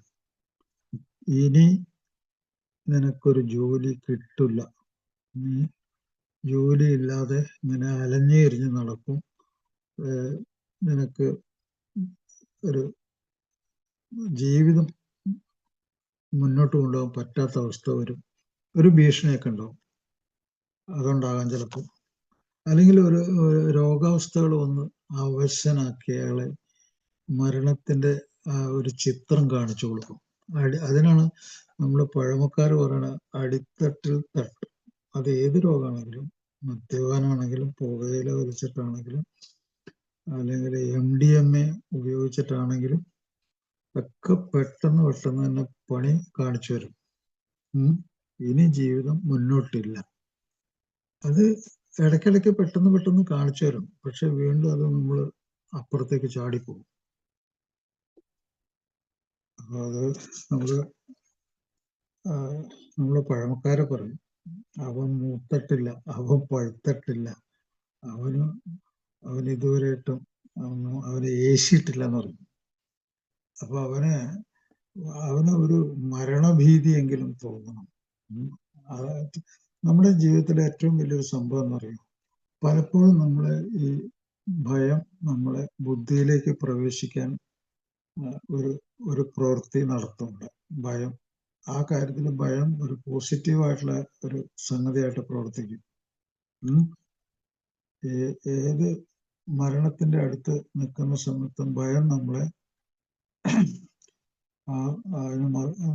അതിന്റെ മറുവശം ചിന്തിക്കാനായിട്ട് പ്രേരിപ്പിക്കും. ആ ഭയമാണ് പലപ്പോഴും, ഭയം. ചില ആൾക്കാർ മരണത്തിന്റെ അടുത്ത് നിൽക്കുമ്പോഴത്തേക്കും ഭയത്തെ ദൂരെ എറിഞ്ഞു കളഞ്ഞിട്ട് അവിടെ അയാളെ സൂയിസൈഡിനെ കൂട്ടുപിടിക്കുന്ന ഒത്തിരി ആൾക്കാരെ എനിക്കറിയാം. അപ്പൊ അയാള് ഈ അഡിക്ഷന്റെ ആ ആനന്ദമാർഗം സ്വീകരിച്ച് ആനന്ദത്തിൽ മരിക്കുക. അങ്ങനത്തെ ഒരു പൊട്ടത്തരം അവർ സ്വീകരിക്കും. ആനന്ദത്തിൽ മരിക്കുക. മരണം ഏത് രീതിയിലാണെങ്കിലും മരണം തന്നെയാണ്. ജീവിതം ഇല്ലല്ലോ, പിന്നെ എന്താണെന്ന് അറിയുന്നില്ല. അപ്പൊ ഈ ലോകത്ത് നമ്മൾ ജീവിക്കുമ്പോൾ നമ്മൾ തുടക്കം മുതൽ അവസാനം വരെ ഈ ജീവിതത്തിൽ നമുക്ക് നമ്മുടെ ജീവിതത്തിന്റെ ഒരു ആഹ്ലാദം, ജീവിക്കാനുള്ള കഴിവ് നേടിയെടുക്കുമ്പോൾ ആഹ്ലാദം, നമ്മുടെ ഒരു വിജയഭാവം, ഒരു ധൈര്യം, എനിക്കത് കഴിഞ്ഞു, എൻ്റെ കഴിവുകൾ. ഒരു കുട്ടി നടക്കാൻ തുടങ്ങുമ്പോഴത്തേക്കും ഒന്ന് നോക്കുക, അതിൻ്റെ ആഹ്ലാദം നോക്കുക. രണ്ട് കാലിലും അത് വീണു പോവായിരിക്കും, പക്ഷെ അത് ചിരിച്ചുകൊണ്ട് ആ രണ്ട് കാലിൽ നടക്കുമ്പോൾ ആ കഴിവ്, ആദ്യം നീന്തലായിരുന്നല്ലോ, നിവർന്ന് നിന്ന് പിന്നെ നടന്നു, പിടിച്ചു നടന്നു, പിന്നെ വീണ്ടും വീണു പോവാണ്. ആഹ്ലാദം പൊട്ടിച്ചിരിച്ചുകൊണ്ട് വീണ്ടും നടക്കുന്നു, കഴിവ് ശക്തമാക്കുന്നു. ഇത് മനുഷ്യന്റെ മാത്രമല്ല, എല്ലാ ജന്തുക്കളുടെയും കഴിവാണ്. കഴിവുകൾ ആർജിക്കുക. കഴിവുകൾ ആർജിക്കുന്ന എവിടെ നിന്നാണ്? തലച്ചോറിൽ നിന്നാണ്. ചലനം സാധ്യമാകുന്നത് തലച്ചോറിൽ നിന്നാണ്. കഴിവുകൾ ആർജിക്കുന്നത് തലച്ചോറിൽ നിന്നാണ്. ധൈര്യം ആർജിക്കുന്നത് തലച്ചോറിൽ നിന്നാണ്. മോശപ്പെട്ട അവസ്ഥകളെ അതിജീവിക്കുമ്പോഴുള്ള ആനന്ദം ആർജിക്കുന്നത് തലച്ചോറിൽ നിന്നാണ്. ആ സാധനം കുഴപ്പത്തിലായി കഴിഞ്ഞാൽ കഴിവൊക്കെ പോകും, എല്ലാത്തരം കഴിവും പോകും. അപ്പൊ നമ്മുടെ കഴിവ്, ഇവിടെ മദ്യാസക്ത രോഗത്തിൽ നിന്നും രക്ഷപ്പെടാനുള്ള പുതിയൊരു കഴിവുണ്ടാക്കിയെടുക്കലാണ് ചികിത്സ. ആ കഴിവുണ്ടാക്കണമെങ്കിൽ ആൽക്കഹോളിക്സ് അനോണിമസ് പറയുന്നത് മറ്റ് എല്ലാ അനോണിമസ് ഗ്രൂപ്പുകളും അത് അതേപടി തന്നെ പകർത്തിയെടുത്തിട്ടുണ്ട്. അതെല്ലാം ഈ കാര്യത്തിൽ ഒരുപോലെയാണ്. ഇപ്പൊ നിങ്ങൾ പുകവലിക്കലാണെങ്കിലും അല്ലെങ്കിൽ മറ്റ് ലഹരി വസ്തുക്കൾ ഏതെങ്കിലും ഉപയോഗിക്കുകയാണെങ്കിലും അതിലെല്ലാം ബാധകം 24 മണിക്കൂർ പ്രോഗ്രാമാണ്, 24 hour പ്രോഗ്രാം. ഇത് നമ്മുടെ കഴിവുകളെ തിരിച്ചു പിടിക്കാനുള്ള ടെസ്റ്റാണ്. എന്താണ് നമ്മുടെ തലച്ചോറ് പ്രവർത്തിക്കാൻ കഴിവ് വേണമല്ലോ. ആ കഴിവ് വേണമെങ്കിൽ 24 മണിക്കൂർ ലഹരി വസ്തുവിൽ നിന്ന് വിട്ട് നമ്മുടെ തലച്ചോറിലെ കോശങ്ങൾക്ക് വീണ്ടെടുക്കാനായിട്ടും വളരാനും ഒരു ചാൻസ് കൊടുക്കുക. ഒരു ചാൻസ്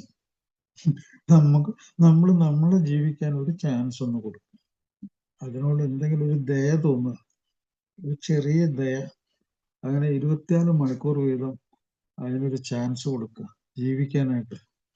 അത് രക്ഷപ്പെടും. ആ കഴിവ് അത് പിടിച്ചെടുക്കും. ആ മദ്യത്തിൽ നിന്ന് വിട്ടുനിൽക്കാൻ അല്ലെങ്കിൽ മറ്റു ലഹരിയിൽ നിന്ന് വിട്ടുനിൽക്കാനുള്ള കഴിവ് കുറെ ഒരു 90 ദിവസം വേണമെന്ന് ഞാൻ പറയും. നമ്മൾ പഴമക്കാരും അവരുടെ അനുഭവത്തിൽ നിന്ന് പറഞ്ഞിട്ടുള്ള അങ്ങനെയാണ്. 90 ദിവസം നിന്നപ്പോൾ അവർക്ക് ജീവിതം എന്താണെന്ന് മനസ്സിലായി. അല്ലാതെ ഒരാഴ്ച കഴിഞ്ഞപ്പോഴത്തെ അവർ വീണ്ടും പോയി കുടിക്കാൻ തുടങ്ങുകയായിരുന്നു, അല്ലെങ്കിൽ ഒരു മാസം കഴിഞ്ഞപ്പോഴും വീണ്ടും അവർക്ക് അത് അങ്ങനെ തോന്നി. അവരെ വിട്ടു പിരിഞ്ഞില്ലാതെ. കാരണം ഞാൻ പറഞ്ഞില്ലേ, ഒട്ടിപ്പിടുത്താണ്, പശ കൊണ്ട് ഒട്ടിപ്പിടിച്ച പോലെയുള്ള ഒട്ടിപ്പിടുത്താണ്. അങ്ങനത്തെ ഒരു സാധനത്തിന് ഈ 24 മണിക്കൂർ എന്ന് പറഞ്ഞാൽ അത് ലളിതമാക്കാനുള്ള ഒരു പരിപാടിയാണ്. വിട്ടുനിൽക്കൽ ലളിതമാക്കി മുന്നോട്ട് കൊണ്ടുപോകാനുള്ള പരിപാടിയാണ് 24 മണിക്കൂർ. അങ്ങനെ ഒരു 3 മാസം എടുത്തു കഴിഞ്ഞാൽ ഈ തലച്ചോറ് ഇലക്ട്രിക്കൽ സർക്യൂട്ടാണ്, ഇലക്ട്രോ മാഗ്നറ്റിക് ഫീൽഡാണ് അതിൻ്റെ ഉള്ളിൽ. നമ്മുടെ ഈ മനുഷ്യന്റെ ഉള്ളില് ഈ ഭൗതികമായിട്ടുള്ള പുറത്തു കാണുന്ന എല്ലാ ശക്തികളും എല്ലാം മനുഷ്യന്റെ ഉള്ളിലുണ്ട്. ജീവനില്ലാത്ത സാധനത്തിൽ വരെ ആ ഭൗതിക ശക്തി ഉണ്ട്. അത് ശാസ്ത്രമാണ്. കുറച്ച് ശാസ്ത്രം പറയട്ടെ. അപ്പൊ ഈ ജീവനില്ലാത്ത വസ്തുക്കളിൽ ഉള്ള ഭൗതിക ശക്തി എന്താണോ ആ ശക്തി ജീവനുള്ള നമ്മുടെ ഉള്ളിലും ഉണ്ട്. അതെന്തൊക്കെയാണ്? ആ ഭൗതിക ശക്തി എല്ലാവരും അറിഞ്ഞിരിക്കും. ഇപ്പൊ ആപ്പിള് മുകളിൽ നിന്ന് താഴേക്ക് തന്നെ വീഴും. അതെന്ത്? ഗ്രാവിറ്റേഷൻ, ഗുരുത്വത്തിന്റെ ഫോഴ്സാണ്. അത് നമ്മുടെ ഉള്ളിലുണ്ട്. നമ്മള് ജീവനില്ലാത്ത ഒരു വസ്തുവിന്റെ പോലെയുള്ള ഭൗതികമായിട്ടുള്ള പ്രവർത്തനങ്ങൾ നമ്മുടെ ഉള്ളിൽ നടക്കുന്നുണ്ട്. ഗുരുത്വാകർഷണം, ഗ്രാവിറ്റേഷണൽ ഫോഴ്സ്. അതുപോലെ നമ്മുടെ കോശങ്ങള്, ആറ്റത്തിന്റെ ഉള്ളിൽ നടക്കുന്ന പരിപാടി നമ്മുടെ ശരീരത്തിൽ നടക്കുന്നുണ്ട്. എന്താണ്? ആറ്റത്തിന്റെ ഉള്ളിൽ ഒരു ന്യൂക്ലിയർ ഫോഴ്സ് എന്ന് പറഞ്ഞ സാധനമുണ്ട്. ന്യൂക്ലിയർ ഫോഴ്സ്, അതിന്റെ ന്യൂക്ലിയസിന്റെ ഉള്ളിൽ ഒരു ഫോഴ്സ് ഉണ്ട്. രണ്ട് തരത്തിലുള്ള ഫോഴ്സ് ഉണ്ട്. ഒന്ന് സ്ട്രോങ്, ഒന്ന് വീക്ക്. ഒന്ന് ശക്തി കുറഞ്ഞത്, ഒന്ന് ശക്തി കൂടിയായിട്ടുള്ള ന്യൂക്ലിയർ ഫോഴ്സ് ഉണ്ട്. കേന്ദ്രത്തിലേക്കുള്ള ഒരു ശക്തി. നാലാമത്തെ ഒരു ശക്തിയാണ് ഇലക്ട്രോ മാഗ്നറ്റിക് ഫോഴ്സ്.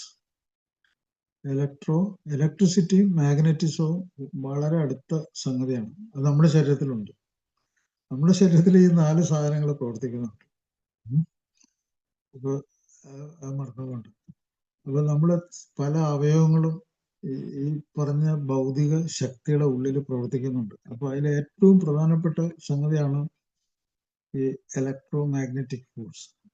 നമ്മുടെ തലച്ചോറ്, നമ്മുടെ ഹൃദയം, നമ്മുടെ സ്കിന്ന്, നമ്മുടെ മിക്കവാറും എല്ലാ അവയവങ്ങളിലും, നമ്മുടെ തൊലി, അതെല്ലാത്തിന്റെ ഒരു കോശത്തിന്റെ ഉൾഭാഗം അല്ലെങ്കിൽ ഒരു ഇലക്ട്രിക്കൽ ഇമ്പൾസ് തലച്ചോറിൽ ഒരു കാര്യം ഇലക്ട്രിസിറ്റി ആയിട്ട് വന്ന് നമ്മൾ ഒരു സാധനം നമ്മുടെ കണ്ണിന്റെ ഞരമ്പിൽ കൂടി കാഴ്ചയായിട്ട് മാറുന്നു.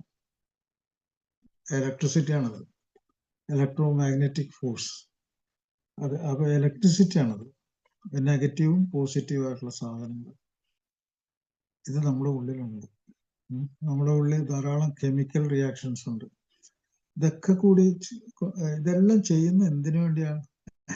നമ്മുടെ ശരീരത്തിന്റെ ജീവിതം നിലനിർത്താനുള്ള ഭൗതികമായിട്ടുള്ള സംഗതികൾ, രാസപരമായ സംഗതികൾ, ജൈവപരമായ കാര്യങ്ങൾ, ഇതൊക്കെ ചെയ്തിട്ട് ഒരു ശരീരം നമ്മളെ ജീവിക്കാൻ അനുവദിക്കുന്നുണ്ട്. അതാണ് ജീവിതം. അപ്പൊ നമ്മൾ ചെയ്യുന്ന പണി എന്താണ്? അതിനൊക്കെ പാര വെച്ചുകൊണ്ടുള്ള ഒരു പണിയാണ് നമ്മൾ ചെയ്യുന്നത്. അപ്പൊ തലച്ചോറ്, അതില് ഇലക്ട്രിക്കൽ ആക്ഷൻ, അത് മറ്റ് ശരീരത്തിലെ അവയവങ്ങൾ പ്രവർത്തിക്കുന്ന സമയത്ത് അതിന് പാര വയ്ക്കുന്നു. അതുകൊണ്ട് തലച്ചോറ് ശരിക്കും പ്രവർത്തിക്കുന്നില്ല. ഉപദ്രവം, അത് തലച്ചോറിനെതിരായിട്ട് ചെയ്യാവുന്ന ഏറ്റവും വലിയ സംഭവമാണ്. അതിന് പ്രവർത്തിക്കാൻ പറ്റാത്ത അവസ്ഥയിലേക്ക് ആക്കുക എന്നുള്ളത്. അപ്പോൾ ഇത് ഒരു വലിയ വിദ്യാഭ്യാസമാണത്. സൈക്കോ എഡ്യൂക്കേഷൻ എന്നതിന് പറയും. ഒരാൾ മദ്യം ഒരു 3 മാസം കുടിക്കാതിരുന്നു കഴിഞ്ഞാലാണ് അയാൾക്ക് ഈ വിദ്യാഭ്യാസം കൊണ്ടും കാര്യം മനസ്സിലാക്കിയിട്ട് അത് പ്രവർത്തിക്കാൻ പറ്റുള്ളൂ. അല്ലാതെ എങ്ങനെ അയാൾ പ്രവർത്തിക്കാൻ? അയാൾക്ക് ഒട്ടിപ്പിടുത്തുണ്ടെങ്കിൽ അയാൾ ഈ അഡിക്ഷൻ സെന്ററിൽ പിറ്റേ ദിവസം പോയി അവിടുന്ന് കുടിച്ചിട്ട് അവിടുന്ന് ചിലപ്പോൾ ആത്മഹത്യ ചെയ്ത് മരണം ഉറപ്പാക്കുകയും ചെയ്യും. മനസ്സിലായോ? അത്രയ്ക്ക് കുഴപ്പം പിടിച്ചൊരു സാധനമാണ് ഈ ലഹരി വസ്തുക്കൾ ഉപയോഗിച്ചിട്ടുള്ള കളികളൊക്കെ.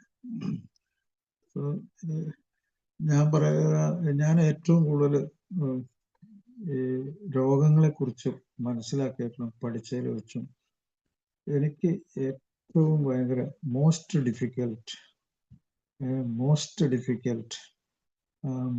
ഒരു രോഗത്തിന്റെ അവസ്ഥ മനസ്സിലാക്കാനും ചികിത്സിക്കാനും ഒരാളെ രക്ഷപ്പെടുത്താനും ഒരാളെ ഒരു സാധാരണ ജീവിതത്തിന്റെ ആ അയലക്കത്തേക്ക്, അതിന്റെ 5 അയലത്തേക്കെങ്കിലും കൊണ്ടുവരാനും അതിന് സാധ്യത തീരെ ഇല്ലാത്ത രോഗങ്ങളിൽ ഒന്നാണ് ഈ അഡിക്ഷൻ രോഗം. അതുകൊണ്ടാണ് ലോകത്തിൽ ഏറ്റവും കൂടുതൽ മരണം നടക്കുന്ന രോഗം അതെന്ന് പറയുന്നത്. ഏറ്റവും കൂടുതൽ മരണനിര. ഇപ്പൊ അമേരിക്കയിലൊക്കെ അവര് ഏറ്റവും കൂടുതൽ ഗവേഷണം നടത്തുന്ന ആൾക്കാരാണ്. അവിടുത്തെ പെൺകുട്ടികളൊക്കെ, അവർക്കൊക്കെ മദ്യം കഴിക്കാനൊക്കെ യൂറോപ്പിലും അമേരിക്കയിലൊക്കെ മദ്യം കഴിക്കാനൊക്കെ അവിടുത്തെ കുട്ടികൾക്കൊക്കെ ഭയങ്കര സ്വാതന്ത്ര്യമുണ്ട്. അത് കിട്ടാനുള്ള സ്വാതന്ത്ര്യമുണ്ട്. അവരുടെ വീട്ടിലുണ്ട്. അവരുടെ ജീവിതത്തിലെ സംസ്കാരത്തിന്റെ ഭാഗത്തിന്. അപ്പൊ അവിടെ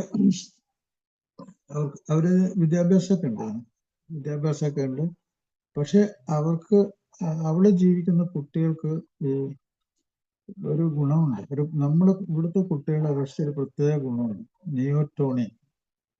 അതായത് ഒരു ജന്തു ജീവിതത്തെ, അതിജീവനത്തെ മുന്നിൽ കണ്ട് ജീവിക്കുമ്പോൾ അതിനെന്ത് വേണം? കഴിവ് വേണം. ആ കഴിവ് എന്താണ്? ഒരു 18 വയസ്സ് കഴിഞ്ഞാൽ സ്വന്തം കാര്യം നോക്കണം. സ്വന്തം പൈസ കൊണ്ട്, സ്വന്തം കഴിവ് കൊണ്ട് പണം ഉണ്ടാക്കി വേണം ജീവിക്കാൻ. അവിടെ എത്ര പണമുള്ള ആളും മക്കൾക്ക് അങ്ങനെ സ്വന്തം പോക്കറ്റിൽ നിന്ന് പണമൊന്നും കൊടുക്കില്ല. അവിടെ ഈ അതിജീവനം വളരെ പ്രധാനപ്പെട്ട, അതിനുള്ള പാഠങ്ങൾ പഠിപ്പിക്കൽ വളരെ ഇമ്പോർട്ടൻ്റ് ആണ്. അല്ലെങ്കിൽ അവര് അതിജീവനം അസാധ്യമാവുമെന്ന് അവർക്കറിയാം. അതുകൊണ്ട് അവര് ഹോട്ടലിൽ പോയി പാത്രം കഴുകുകയോ അല്ലെങ്കിൽ ഒരു കടയിൽ നിന്നോ അങ്ങനെയെങ്കിലൊക്കെ അവർ പൈസ ഉണ്ടാക്കി ആ പൈസ കൊണ്ട് അവരുടെ വിദ്യാഭ്യാസം, പൈസ കൊണ്ട് ചെലവ് ഇതൊക്കെ നടത്തും. പക്ഷെ ഈ കഴിവില്ലാത്ത കുട്ടികളുണ്ടല്ലോ, ഒരു 17 വയസ്സിലും 27 വയസ്സിലും ഇങ്ങനെയുള്ള കുട്ടികൾ ആത്മഹത്യ ചെയ്യും. പെൺകുട്ടികൾ പ്രത്യേകിച്ച് ആത്മഹത്യ ചെയ്യുന്ന ഏറ്റവും കൂടുതൽ സന്ദർഭങ്ങളാണ് ഇവിടെയുള്ളത്. മനസ്സിലായോ എന്തുകൊണ്ടാണത്? അതിജീവനത്തെ കുറിച്ചുള്ള ചിന്ത ഇല്ലാത്തതുകൊണ്ടാണ്. അപ്പൊ മനുഷ്യനെ നമ്മൾ ജീവിക്കുന്നത് നമ്മുടെ അതിജീവന ചിന്ത അനുഭവങ്ങളിൽ കൂടിയാണ്. ഒരു 2 ദിവസം ഭക്ഷണം കിട്ടാതിരിക്കുമ്പോൾ അതിജീവനത്തെ കുറിച്ച് ഗൗരവമായിട്ട് ആലോചിക്കും. അത് ആരും പൈസ പോക്കറ്റിൽ കൊണ്ട് ഇട്ടുതരുമൊന്നുമില്ല. അതുകൊണ്ടാണ്. അപ്പൊ ഓരോ നാട്ടിലും ഓരോ തരത്തിലാണ് ഒരു ജീവിത രീതി. നമ്മള് വിദേശത്തെ രോഗത്തിൽ നിന്ന് നമ്മുടെ നാട്ടില് രക്ഷപ്പെടാൻ ഭയങ്കര ബുദ്ധിമുട്ടുണ്ട്. കാരണം വെച്ചാൽ വീട്ടുകാരൊക്കെ എങ്ങനെയെങ്കിലുമൊക്കെ പൈസ ഒക്കെ ഉണ്ടാക്കി എന്തെങ്കിലും സ്ഥലമൊക്കെ പണയം വെച്ചോ സ്വർണ്ണമൊക്കെ പണയം വെച്ചോ എങ്ങനെയെങ്കിലൊക്കെ. പക്ഷെ പിന്നെ അവര് അവസാനം സാമ്പത്തികമായിട്ട് ഭയങ്കര ഞെരുക്കത്തിലായി അവരും മാനസികമായിട്ടൊക്കെ തകർന്ന് തരിപ്പണമുണ്ട്. അപ്പൊ അവിടെ ഒരു ഫാമിലി അഫെയർ ആയിട്ട് മാറും, ഒരു കുടുംബ രോഗമായിട്ട് മാറും. അതില് കുറെ ആൾക്കാർ അതിലും തകർന്ന് തരിപ്പണമായി പോകും. ചില ആൾക്കാർ സൂയിസൈഡ് ചെയ്തു പെട്ടെന്ന്. അപ്പൊ ജീവിതത്തെ, തൻ്റെ മക്കളൊക്കെ ഭയങ്കര ബുദ്ധിയുള്ള ആൾക്കാരാണ്, അവർക്ക് ജീവിതത്തെ അറിയാം, ഭയങ്കര മിടുക്കന്മാരാണ്. എനിക്കൊരു പ്രൊഫസർ അറിയാം, മെഡിക്കൽ കോളേജിലെ പ്രൊഫസർ, സർജനായിരുന്നു, നല്ല സർജനായിരുന്നു. അദ്ദേഹത്തിന്റെ മക്കളൊക്കെ നല്ല രീതിയിൽ വളർത്തി, അവർക്ക് കഴിവുള്ളവരാണെന്നൊക്കെ വിചാരിച്ചു. അങ്ങനെ ഇരിക്കുമ്പോൾ ഒരു ദിവസം അദ്ദേഹത്തിന് മനസ്സിലായി അദ്ദേഹത്തിന്റെ മകൻ ഭയങ്കര ആയിട്ട് ഈ ലഹരി വസ്തു ഉപയോഗിക്കുകയാണ്. അദ്ദേഹത്തെ അവനെ പഠിക്കാൻ വിട്ടതിലൊന്നും അതിന്റെ ഉപയോഗമൊന്നും നടക്കുന്നില്ല, ഗുണമൊന്നും നടക്കുന്നില്ല എന്ന് മനസ്സിലാക്കി. അപ്പൊ എന്നോടിത് അവിടെ തൊട്ടടുത്ത വീട്ടുകാരനാണ് പറഞ്ഞു. അത് നല്ല ഡോക്ടറാണ്, നല്ല സർജനാണ്, ആൾക്കാരോടൊന്നും അങ്ങനെ പൈസ ഒന്നും ആവശ്യമില്ലാതെ വാങ്ങിക്കൊന്നുമില്ല. അദ്ദേഹത്തിന്റെ വീട്ടിൽ ചെന്ന് കഴിഞ്ഞാൽ അദ്ദേഹം സാധാരണ ഫീസൊക്കെ വാങ്ങിക്കുന്നൊരു നല്ല സർജൻ. അദ്ദേഹം രോഗികളോടൊക്കെ നല്ല രീതിയിലൊക്കെയാണ് പെരുമാറിയിട്ടുള്ളത്. അപ്പൊ അങ്ങനെയുള്ള ഒരാള് ഒരു ദിവസം അദ്ദേഹം മനസ്സിലാക്കി അഡിക്ഷന്റെ ഉള്ളിലാണ് തൻ്റെ മകൻ. അദ്ദേഹത്തെ പോലും ചിന്തിക്കാൻ അനുവദിക്കാതെ ഇതിന്റെ ആ ബുദ്ധിമുട്ട് മനസ്സിലാക്കി അത് അദ്ദേഹത്തെ ആഴത്തിൽ ബാധിച്ചു. Deep emotional feeling. ഞാൻ എപ്പോഴും പറയാനുള്ള ഒരു കാര്യമാണ്, ഇത് മനസ്സിലാക്കുക.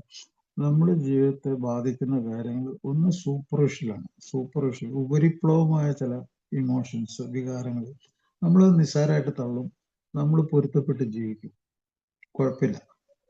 പക്ഷെ ചില വികാരങ്ങൾ നമ്മൾ ഡീപ്പാണ്, വളരെ ഉള്ളിൻ്റെ ഉള്ളിലേക്ക് തുളച്ചു കയറുന്നത്. അതാണ് നിങ്ങളുടെ സ്വന്തക്കാരെ പറ്റിയോ, നിങ്ങളുടെ അമ്മയെ പറ്റിയോ, നിങ്ങളുടെ അച്ഛനെ പറ്റിയോ, ആരെ പറ്റിയോ, നിങ്ങളുടെ രക്തബന്ധത്തിൽ നിങ്ങൾ ബഹുമാനിക്കുന്ന ആരെങ്കിലും പറ്റി വളരെ മോശപ്പെട്ട രീതിയിൽ ഒരു വാക്ക് നിങ്ങളുടെ സ്വന്തം ആരെങ്കിലും പറഞ്ഞാലുണ്ടല്ലോ, it is a deep emotion. രണ്ട് പ്രതികരണം ഉണ്ടാവും. ഒന്ന് അടിച്ചു അണപ്പല്ല് തീർപ്പിക്കും, അതൊരു പ്രതികരണമാണ്. അല്ലെങ്കിൽ അത് ഡീപ്പായിട്ടുള്ള ഒരു ഇമോഷണൽ ആയിട്ടൊരു മുറിവുണ്ടാക്കും. ഉള്ളിൻ്റെ ഉള്ളിൽ ഒരു പക, ഒരു ജീവിതകാലം മുഴുവൻ നിൽക്കുന്ന ഒരു പക, വെറുപ്പ്, പ്രതികാരം. നിങ്ങളിതൊക്കെ മനസ്സിലാകുന്നുണ്ടോ എനിക്കറിയുന്നത്.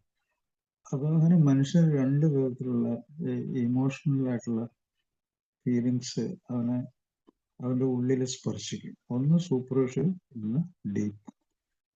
അപ്പോൾ നിങ്ങൾ ബുദ്ധിയുള്ള ഒരാളാണെങ്കിൽ നിങ്ങളൊരാളുടെ ഡീപ്പ് ഇമോഷനെ സ്പർശിക്കുന്ന രീതിയിൽ കൊള്ളരുതായ്മകളൊന്നും പറയില്ല. നിങ്ങൾക്ക് ബുദ്ധിയുള്ള ആളാണ്. ചില ദിവസങ്ങൾ മദ്യമോ മറ്റു ലഹരികളൊക്കെ ഉപയോഗിക്കുന്ന ആളാണെങ്കിൽ ജീവിക്കാനുള്ള ജനറൽ ഇന്റലിജൻസ് പോവും. എന്ത് പൊട്ടത്തിലും എന്ത് കൊള്ളരുതായ്മ വിളിച്ചു പറയും, എന്ത് അസഭ്യം പറയും. പക്ഷെ കേൾക്കുന്ന ആൾക്ക് ചിലപ്പോൾ അത് ഏത് രീതിയിൽ സ്വീകരിക്കുമെന്ന് പറയാൻ പറ്റില്ല. പിന്നെ മദ്യത്തിന്റെ ഒരു ആനുകൂല്യം തരും ചിലപ്പോൾ. മദ്യം അല്ലെങ്കിൽ മറ്റു ലഹരി കഴിച്ചതിന്റെ ഒരു ആനുകൂല്യം ചിലപ്പോൾ തരും. ഞാൻ പറഞ്ഞു തരട്ടെ. ഇദ്ദേഹം അപ്പോ ഡീപ്പ് ഇമോഷൻ അദ്ദേഹത്തെ ബാധിച്ചു. അപ്പോൾ ഒരു അയൽവക്കക്കാരൻ ഞാൻ പറഞ്ഞു, അദ്ദേഹം നട്ടുച്ചയ്ക്ക് തൊട്ടടുത്ത ഒരു കടയിൽ പോയി കുറച്ച് കയറ് വാങ്ങിച്ചുകൊണ്ട് വന്നു. കയറ് വാങ്ങിച്ച് അവിടുന്ന് പോണ കടക്കാരൻ കണ്ടു.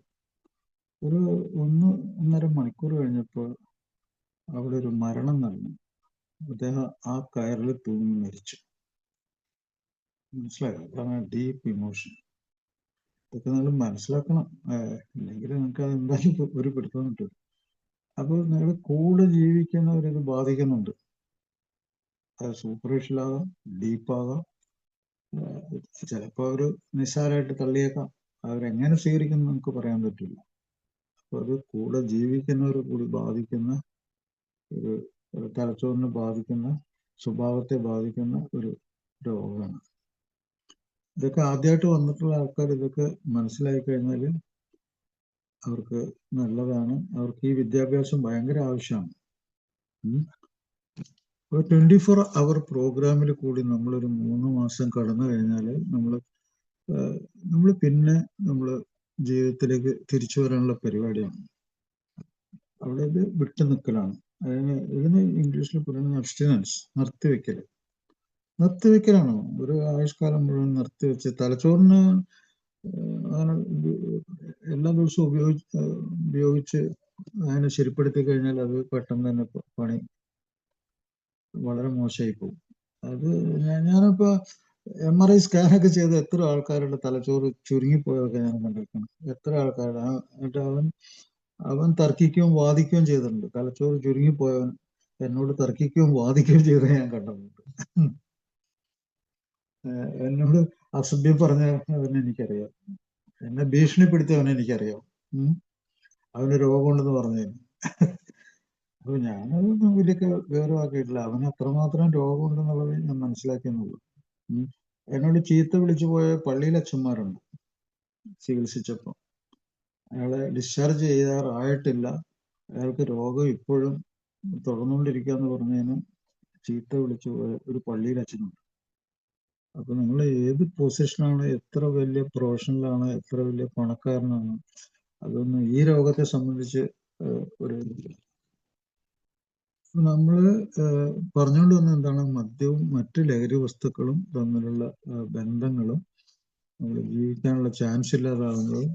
നമ്മൾ എങ്ങനെ ഒരു ചികിത്സ ഇതില് വിട്ടു നിൽക്കല് എന്നുള്ള 24 മണിക്കൂർ പ്രോഗ്രാം കഴിഞ്ഞ് ഒരു 3 മാസമൊക്കെ ടാർഗറ്റ് ചെയ്യുക. അതിൽ കൂടി നിങ്ങൾക്ക് ലഭിക്കുന്ന ആദ്യത്തെ അനുഭവം എന്താണെന്ന് വെച്ചാൽ നിങ്ങൾക്ക് ടോളറേറ്റ് ചെയ്യാൻ പറ്റും. നിങ്ങൾക്ക് മറ്റ് അവസ്ഥകളിലൊക്കെ മദ്യത്തെ 8 പെഗ് 10 പെഗ് ഒക്കെ മദ്യം കഴിച്ച് നിങ്ങൾക്കിപ്പോൾ പൂർണ്ണമായിട്ടും മദ്യത്തിൽ നിന്ന് വിട്ടു നിൽക്കാൻ നിങ്ങളുടെ ശരീരം പ്രാപ്തി നേടി. അപ്പോൾ അത് നിങ്ങളുടെ ഏറ്റവും വലിയൊരു കഴിവാണ്. ശരീരത്തിന് തലച്ചോറിന് കിട്ടിയ ഏറ്റവും വലിയൊരു ഭയങ്കര സംഭവമാണ്. കാര്യങ്ങൾ മനസ്സിലാക്കാനും അതിൻ്റെ ഉള്ളിൽ ജീവിക്കാനും ഉള്ളൊരു പ്രാപ്തി അത് പതുക്കെ നേടിയെടുത്തു. Okay, number 1. അപ്പൊ അതിന് സമാധാനം കിട്ടിയിട്ടുണ്ട്. ഈ സമാധാനം ഒരിക്കൽ അനുഭവിച്ചവനാണ് ഈ 40 ദിവസം ശബരിമലയ്ക്ക് മാലയിട്ടിട്ട് കുടിക്കാതിരുന്നതിന്റെ അവന്റെ പൊങ്ങച്ചം, ആ 40 ദിവസത്തെ സമാധാനം അത് അവന് കിട്ടിയിട്ടുണ്ട്. അതിന്റെ മുകളിലാണ് അവനത് പറയുന്നത്. ഞാനത് ചെയ്തെന്നുള്ളത് വലിയ ഗമയോടുകൂടി പറയാൻ കാരണം അതാണ്, 40 ദിവസത്തെ സമാധാനം. അപ്പം 3 മാസത്തെ സമാധാനം, മനസ്സിന്റെ ഇളക്കങ്ങള്, കുതിച്ചു ചാടലുകള്, പൊട്ടിത്തെറിക്കലുകള്, അതൊക്കെ കുറഞ്ഞു. സമാധാനമായിട്ട് അവന് കുറച്ച് ഉറങ്ങാനൊക്കെ പറ്റും, ഭക്ഷണം കഴിക്കാൻ പറ്റും. അപ്പൊ അവൻ കമ്പയർ ചെയ്ത് നോക്കുവാണെങ്കിൽ, താരതമ്യപ്പെടുത്തി നോക്കുവാണെങ്കിൽ അവന്റെ ജീവിതം കുറെ മെച്ചപ്പെട്ട്, അവന്റെ കഴിവ് കുറെ മെച്ചപ്പെട്ട്, അവന്റെ സമീപനം കുറെ മെച്ചപ്പെട്ടു. ഓക്കെ. അത് കൂടാതെ അവന് അവലോകനം നടത്താനുള്ള, അവലോകനം എന്ന് പറഞ്ഞാൽ ചിന്തയാണ്. നമ്മുടെ ചിന്തയിൽ കൂടി, ചിന്ത എന്ന് പറഞ്ഞ ഭാഷ തന്നെയാണ്. ചിന്ത നമ്മുടെ ഉള്ളിലെ ഭാഷയാണ്. ഉള്ളിലെ നമ്മളെ തന്നെ വിലയിരുത്താം, അളന്നു നോക്കാം, തൂക്കി നോക്കാം ഒക്കെ ചെയ്യാൻ പറ്റും. അപ്പൊ ആ ഉള്ളിലെ ആ ഭാഷ, ഉള്ളിലെ ചിന്ത, അതിൽ കൂടി സ്വയം അളന്നു നോക്കുക, തൂക്കി നോക്കുക, വ്യത്യാസങ്ങൾ മനസ്സിലാക്കുക. അങ്ങനെ വ്യത്യാസങ്ങൾ മനസ്സിലാക്കാതാണ് ജീവിതത്തെ പരിശോധിക്കുക എന്ന് പറയുന്നത്. ഒരാൾ സ്വന്തം ജീവിതത്തെ പരിശോധിക്കുക എന്ന് പറഞ്ഞാൽ അയാൾക്ക് ചിന്തിക്കാനോ മനസ്സിലാക്കാനോ ശരിക്കും പ്രവർത്തിക്കാനോ കഴിവില്ലാത്തൊരു സമയവും, ചിന്തിക്കാനും പ്രവർത്തിക്കാനും ശാന്തതയും സമാധാനവും സന്തോഷം കിട്ടുന്ന ഒരു അവസ്ഥയും തമ്മിൽ താരതമ്യപ്പെടുത്താനുള്ള ആ ഒരു കാര്യത്തിനാണ് നമ്മൾ അവലോകനം എന്ന് പറയുന്നത്. അവലോകനം ചെയ്യുക. അവലോകനം പലതരത്തിലാകാം. നല്ല തരത്തിലുള്ള അവലോകനം ഉണ്ടാകാം, മോശപ്പെട്ട അവലോകനം ഉണ്ടാകും. പക്ഷെ നല്ല തരത്തിലുള്ള ഒരു അവലോകനം ഇവിടെ അയാൾക്ക് സാധിക്കുന്നുണ്ട്. പഴയ ജീവിതം, പുതിയ ജീവിതം. അപ്പൊ ഈ പുതിയ ജീവിതത്തിൽ അയാൾക്ക് സമാധാനം, ഉറക്കം, സ്വസ്ഥത, വിശപ്പ്, ഇതൊക്കെ മനുഷ്യന്റെ അടിസ്ഥാന ഗുണമാണ്. മലമൂത്ര വിസർജ്യങ്ങളെ നിയന്ത്രിക്കുക. കഠിനമായിട്ടുള്ള മധ്യാസക്ത രോഗം, മനോരോഗം, ഇതൊക്കെ കൂടി ഒരുമിച്ച് വന്നു കഴിഞ്ഞാൽ മലമൂത്രത്തെ പോലും അതിനെ നിയന്ത്രിക്കാൻ പറ്റാതെ ഈ ബെഡിലും നിലത്തും ഒക്കെ മലമൂത്ര വിസർജ്യങ്ങൾ പോലും ശക്തമായ അഡിക്ഷനിൽ കൺട്രോൾ ചെയ്യാൻ പറ്റാതെ ചെറിയ കുട്ടിയെ പോലെ ആവും ആ ബ്രെയിൻ, തലച്ചോറ് പുറകോട്ടുള്ള ഇതായി മാറും. മുമ്പോട്ടല്ല, പുറകോട്ട് പോകും. അതുകൊണ്ടാണത്. ഇപ്പൊ ചെറിയ കുട്ടികൾ ഇപ്പൊ കിടന്ന് മൂത്രമൊഴിക്കുകയൊക്കെ ചെയ്യുന്നില്ലേ, അവർ വലുതാകുമ്പോൾ അതൊക്കെ മാറൂലേ? എന്തുകൊണ്ടാണ്? തലച്ചോറിനുള്ള എക്സ്പീരിയൻസ് ആണത്. അതുപോലെ തന്നെ അപ്പൊ നമ്മുടെ തലച്ചോറിന് നമ്മൾ പുതിയ എക്സ്പീരിയൻസ് കൊടുക്കുന്നു. ആ തലച്ചോറ് പുതിയ കാര്യങ്ങൾ പഠിക്കുന്നു. പഴയതിൽ തന്നെ നിലനിൽക്കാനും, പഴയതിനെ തന്നെ ഓർമ്മിച്ചുകൊണ്ട് നടക്കാനും, പഴയ കൂട്ടുകാരുടെ അടുത്തേക്ക് ഓടിപ്പോകാനും, പഴയ സ്ഥലത്തേക്ക്, പഴയ കാലങ്ങളിലേക്ക് ഓടിപ്പോകാൻ ആഗ്രഹിക്കുന്ന ഒരു ലഹരി ഉപയോഗിക്കുന്ന ഒരാൾ ഒരിക്കലും ജീവിതത്തിൽ രക്ഷപ്പെടാൻ സാധ്യതയില്ല. സാധ്യത വളരെ സീറോ എന്ന് തന്നെ പറഞ്ഞു. കാരണം ഇതിന്റെ നിർവചനത്തിൽ ഞാൻ തുടക്കത്തിലേ പറഞ്ഞു, ഇറ്റ്സ് എ റിലാപ്സിങ് പ്രോഗ്രസീവ്. മുമ്പോട്ട് രോഗാവസ്ഥ തലച്ചോറിനെ ബാധിച്ച് മുമ്പോട്ട് രോഗം വളരുന്ന രോഗമാണ് പ്രോഗ്രസീവ് റിലാപ്സിങ്. അത് വീണ്ടും നിർത്തിവെച്ചിട്ട് വീണ്ടും കുടിച്ചാൽ വീണ്ടും പഴയ പോലെ രോഗം വന്നിട്ട് പുനർപതനം സംഭവിച്ചിട്ട് പരാജയം സംഭവിക്കുന്ന രോഗമാണ് റിലാപ്സിങ് ബ്രെയിൻ ഡിസീസ്. ബ്രെയിനാണ് കേന്ദ്രം. നമ്മുടെ ബ്രെയിനിന് പറയുന്ന കേന്ദ്ര നാഡീവ്യൂഹം എന്ന് പറയുന്നത് സെൻട്രൽ നെർവസ് സിസ്റ്റം.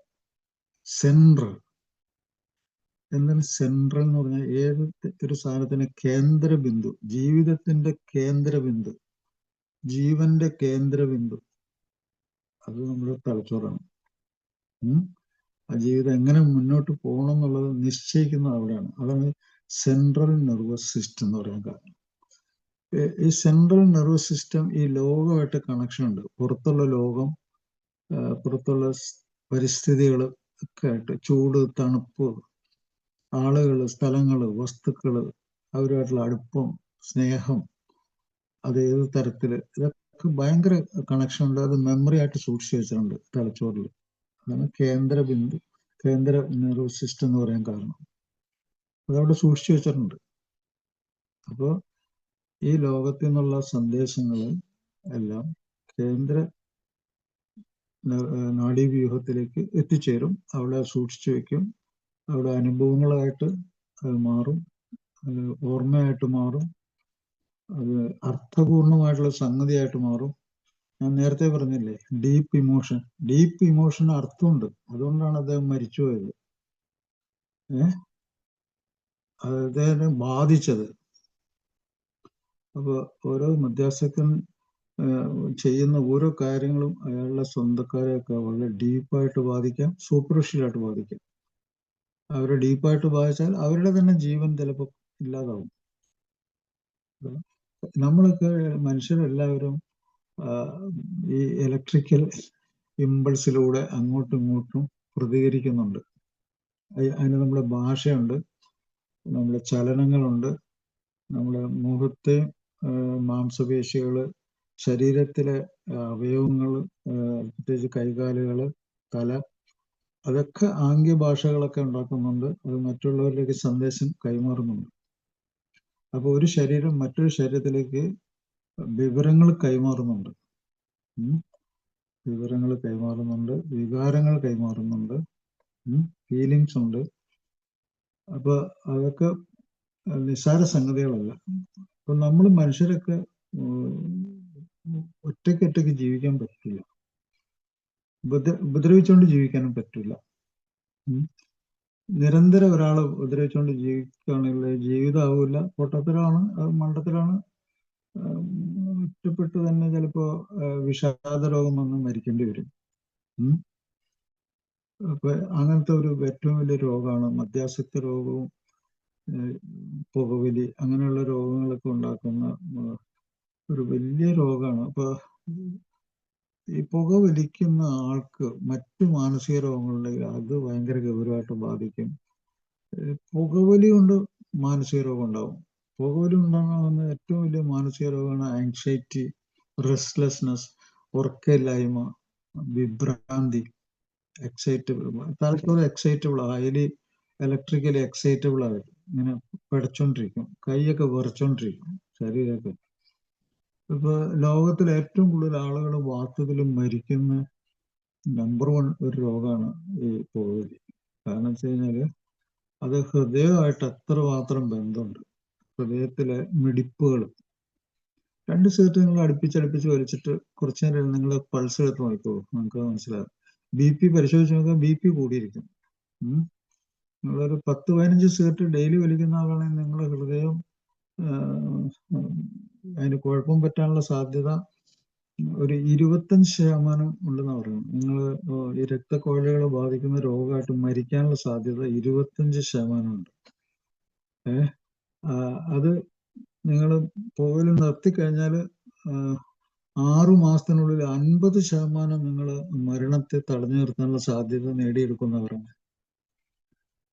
അതുകൊണ്ടുള്ള മരണം ഭയങ്കര സ്ട്രോങ് ആണത്. ആ മരണത്തിൽ നിന്ന് ജീവിതത്തിലേക്ക് തിരിച്ചു വരാനുള്ള സാധ്യത നിങ്ങൾ 50% നേടിയെടുക്കും. ഒരു ഉദാഹരണം പറയാം. നമ്മളെ വളരെ അടുത്തൊരാള് പുക വലിച്ച് 10 അടി നടക്കുമ്പോഴത്തേക്കും അയാളുടെ കാല് വേദന എടുക്കും. അയാൾക്കാണെങ്കിൽ കാല് കൊണ്ട് ഭയങ്കരമായിട്ട് ജോലി എടുക്കേണ്ട ആളാണ്. കാലിലേക്കുള്ള രക്തോട്ടം കുറഞ്ഞിട്ട് അയാൾ കാല് മുറിച്ചു കളയേണ്ട ഒരു അവസ്ഥ വരെ വന്നിട്ടുണ്ട്. അതിലെത്തി നിൽക്കുവാണ്. ഡോക്ടർ അയാളോട് ചോദിച്ചു, ഞാനൊരു നല്ല വാസ്കുലർ സർജനെ കാണിച്ചു. ഡോക്ടർക്ക് ഭയങ്കരമായിട്ട് ദേഷ്യം വന്നു. ഡോക്ടർ അയാളോട് ഗൗരവമായിട്ടാണ് ചോദിച്ചത്. അയാളോട് വലിയ ഇതൊന്നുമില്ല, വലിയ പരിഗണനയൊന്നും കാണിച്ചിട്ടില്ല. ഡോക്ടർ പറഞ്ഞു, നിനക്ക് ബുദ്ധിശക്തി ഇല്ലേ? ബുദ്ധിയില്ലാത്ത ഒരാളാണോ നീ? നിനക്ക് ഗൗരവമുള്ളൊരു ജോലി ചെയ്യേണ്ട ആളല്ലേ? നിന്റെ കാല് മുറിച്ചു കളഞ്ഞാൽ നീ എങ്ങനെ ജീവിക്കും? എനിക്ക് നിന്റെ സിഗരറ്റ് വേണം, നിന്റെ കാല് മുറിച്ചു കളഞ്ഞ് നിന്റെ കാല് വേണമെന്ന് ചോദിച്ചു. അതാണ് ഡോക്ടർ ഗൗരവമായിട്ട് ചോദിച്ചത്. ഏഹ് അപ്പൊ നിനക്ക് ഈ കംപ്ലീറ്റ് ആയിട്ട് നിന്റെ ഈ പുകവലി നിർത്തി ജീവിക്കാൻ പറ്റുമെങ്കിൽ ഞാൻ മരുന്നൊക്കെ കുറിച്ച് തരാം.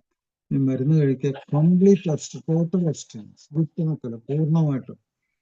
എങ്കിൽ നിന്റെ കാല് രക്ഷപ്പെടുമെന്ന് നോക്കി പരിശോധിക്കും. അങ്ങനെയാണ് അതുകൊണ്ട്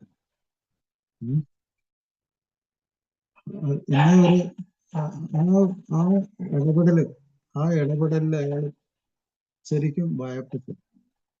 അത് കാല് മുറിച്ചു കളയുന്ന അവസ്ഥ തന്നെയാണ് അദ്ദേഹത്തിന്. ഭയപ്പെട്ടു. കാല് രക്ഷപ്പെട്ടു. പിന്നെ കാലല്ല രക്ഷപ്പെട്ട, കൂടുതൽ ഹൃദയം രക്ഷപ്പെട്ടു. കാരണം അത് കാലിലൊരു സൂക്കേടായിട്ട് തുടങ്ങിയെങ്കിലും അത് പിന്നെ അടുത്ത ഹൃദയത്തെ ബാധിച്ച് ഒരു ശക്തമായ ഒരു ഹാർട്ട് അറ്റാക്ക്, അല്ലെങ്കിൽ ചിലപ്പോൾ തലച്ചോറിന്റെ ഒരു ഭാഗത്ത് രക്തപ്രവാഹം മറ്റൊരു വശം തളർന്നു പോയി ആകാശത്തേക്ക് നോക്കി കിടക്കേണ്ടി വരും. അപ്പൊ കാരണം ഈ നിക്കോട്ടിനും അതിലടങ്ങിയിട്ടുള്ള കെമിക്കൽസിലും ഈ രക്തക്കുഴല്, ഹൃദയത്തിന്റെ ഉള്ളിൽ നിന്ന് വരുന്ന രക്തക്കുഴലിന്റെ ഉള്ളില് അതിനെ ഇളക്കി മാറ്റി അവിടെ രക്തത്തിന്റെ ഒരു കട്ട ഉണ്ടാക്കി രക്തം കംപ്ലീറ്റ് ബ്ലോക്ക് ഉണ്ടാക്കാൻ അധികം സമയം നിന്നു. അത് ഇളകിയിരിക്കുവാണെങ്കിൽ ഒരാഴ്ച കൊണ്ടാണ് മരിക്കാൻ ചെയ്യാം. അപ്പൊ അങ്ങനത്തെ സൂക്കേടാണ്, അൺസ്റ്റേബിൾ ആണത്. അങ്ങനെ അത് ശാസ്ത്രമാണത്. ഇപ്പൊ പുകവലിയെ കുറിച്ചുള്ള ശാസ്ത്രം വന്നതിന് ശേഷം ഉണ്ടല്ലോ, യൂറോപ്പിലും അമേരിക്കയിലൊക്കെ ചെറുപ്പക്കാർ, നല്ലൊരു ശതമാനം ആൾക്കാർ, അവര് ഗൗരവമായിട്ട് അത് പഠിച്ചു കഴിഞ്ഞ ആൾക്കാർ, അവര് വെറുതെ അങ്ങനെ ബ്ലാ ബ്ലാന്ന് വർത്താനം പറയാനല്ല, അവരതിന്റെ ചിത്രങ്ങളൊക്കെ കാണിച്ചു കൊടുക്കും, രക്തം ഒഴുകുന്ന കാണിച്ചു, ഹാർട്ടിന്റെ പമ്പിങ് കാണിച്ചു കൊടുക്കും, പുകവലി കൊണ്ട് രക്തക്കുഴലിന്റെ ഉൾഭിത്തിക്ക് കേടുവരുന്നത് കാണിച്ചു കൊടുക്കും, അവിടെ രക്തം കട്ടി പിടിച്ച് ബ്ലോക്ക് വരുന്നത് കാണിച്ചു കൊടുക്കും. അപ്പൊ അതോടുകൂടി അവർക്കത് മനസ്സിലായ ആളുകൾ അതെല്ലാം ഒഴിവാക്കി. പക്ഷെ ഇങ്ങനെയുള്ള മനസ്സിലാക്കലിനെ പോലും അതിജീവിച്ചിട്ട് ലഹരി വസ്തുക്കൾ ഉപയോഗിക്കുന്ന ഒരവസ്ഥയുണ്ട്. അങ്ങനത്തെ അവസ്ഥകളുണ്ട് നമ്മുടെ ജീവിതത്തിൽ. അതെങ്ങനെയാണ്? പെട്ടെന്ന് നമുക്ക് ഒരു സംഘർഷം വരുമ്പോൾ, പെട്ടെന്ന് ജീവിതത്തിൽ എന്തെങ്കിലും ഒരു പരാജയം വരുമ്പോൾ അതിനെ അതിജീവിക്കാനായിട്ട് ഒരു മനുഷ്യൻ ആദ്യം കണ്ടുവെക്കുന്ന സാധനം, അവൻ ഉപയോഗിക്കുന്ന ലഹരി സാധനം. അത് ആ ലഹരി സാധനം അവന്റെ ദുഃഖത്തിന് പോലെ സന്തോഷം ഉണ്ടാക്കുന്നു. അത് അല്ലെങ്കിൽ അവൻ മരിക്കണം എന്ന് വിചാരിക്കുകയാണെങ്കിൽ അതായിരിക്കും അവൻ ഉപയോഗിക്കുന്നത്. എന്താണ് അതിന്റെ കാരണം? അവന്റെ ജീവിതത്തിൽ അവന്റെ തലച്ചോറ് പഠിച്ച പൊട്ടത്തരം നിറഞ്ഞ ഏറ്റവും വലിയ പാഠങ്ങൾ അവന്റെ ഈ തലച്ചോറിനെ ഉപദ്രവിക്കുക എന്നുള്ളതാണ്.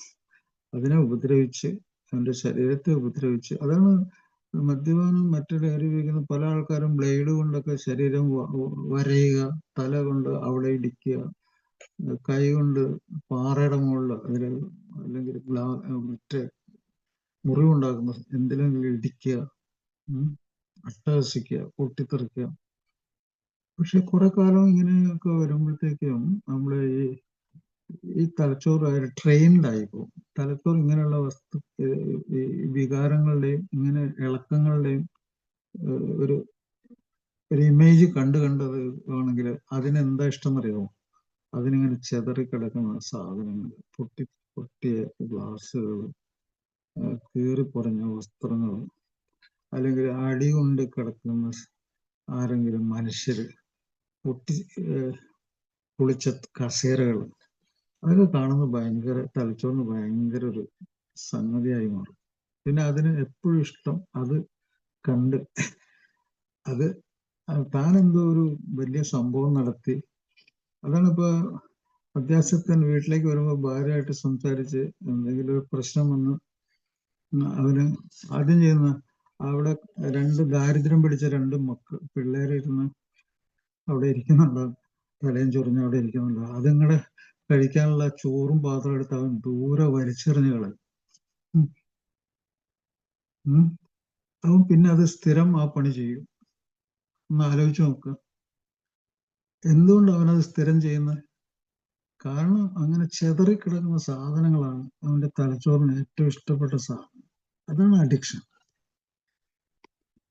അപ്പോൾ ഞാൻ ഇത്രയും നേരം പറഞ്ഞ ഈ കാര്യങ്ങൾ പല മറ്റു ലഹരി വസ്തുക്കളെ പറ്റി ഞാൻ പറഞ്ഞില്ല. ഇപ്പോൾ ഉദാഹരണത്തിന് MDMA എന്ന് പറഞ്ഞ സാധനം നമ്മുടെ നാട്ടിലെ പിള്ളേരൊക്കെ ഭയങ്കര നിസ്സാരമായിട്ട് കരുതി ഉപയോഗിക്കുന്നുണ്ട്. അവരങ്ങനെ പലപ്പോഴും രക്ഷപ്പെടുന്നതിന് കാരണം എന്ന് വെച്ച് കഴിഞ്ഞാൽ അതിൽ കുറച്ച് മറ്റു ലഹരി സാധനങ്ങളൊക്കെ, കുറെ പൊടികളൊക്കെ കണ്ടമാനം ചേർത്ത് അധികം ശക്തി ഇല്ലാത്ത രീതിയിലാക്കിയിട്ട് കൊടുത്തിട്ട് ഭയങ്കര പൈസ വാങ്ങിച്ച് അതിന്റെ വിതരണം ചെയ്യുന്ന ആൾക്കാർ അങ്ങനെ പോകുന്നു. പക്ഷെ ഇത് വളരെ ശക്തിയുള്ള രീതിയിലുള്ള ലഹരി വസ്തു ഉപയോഗിച്ചിട്ടുണ്ടെങ്കിൽ MDMA ഉപയോഗിച്ചാൽ അവൻ വേണമെങ്കിൽ ഒരു 3 ദിവസത്തിനുള്ളിൽ മരിക്കുന്ന ഒരു പരിപാടിയുണ്ട്. 3 ദിവസം ശക്തമായ അളവിലുള്ള MDMA ഉപയോഗിച്ച് അവൻ 4ാമത്തെ ദിവസം മരിക്കും. എനിക്കറിയാം. ഭൂരിഭാഗം രക്ഷപ്പെടുന്നത് അതിൽ കൃത്രിമം കാണിച്ച് അവന് സപ്ലൈ ചെയ്യുന്നതുകൊണ്ട്. കാരണം ഇവൻ മരിച്ചു കഴിഞ്ഞാൽ പോലീസ് അവനും മറ്റവനെ തേടി അവിടെ എത്തും. പോലീസ് അവനെ പൊക്കിക്കൊണ്ട് പോകും. അതുകൊണ്ട് അവൻ കഴിയുന്നതും അത് ഇല്ലാത്ത ഒരു ഇതായിരിക്കും സപ്ലൈ ചെയ്യുന്നത് തന്നെ. എന്താണെന്നറിയോ? അവന് അപസ്മാരം വരും. ശക്തമായ അപസ്മാരം. അവന് ഉറക്കം വരില്ല. അവൻ വിചാരിക്കുന്നത് ലൈംഗികമായിട്ടുള്ള ഭയങ്കര ഉത്തേജനങ്ങൾ അവന് വരും.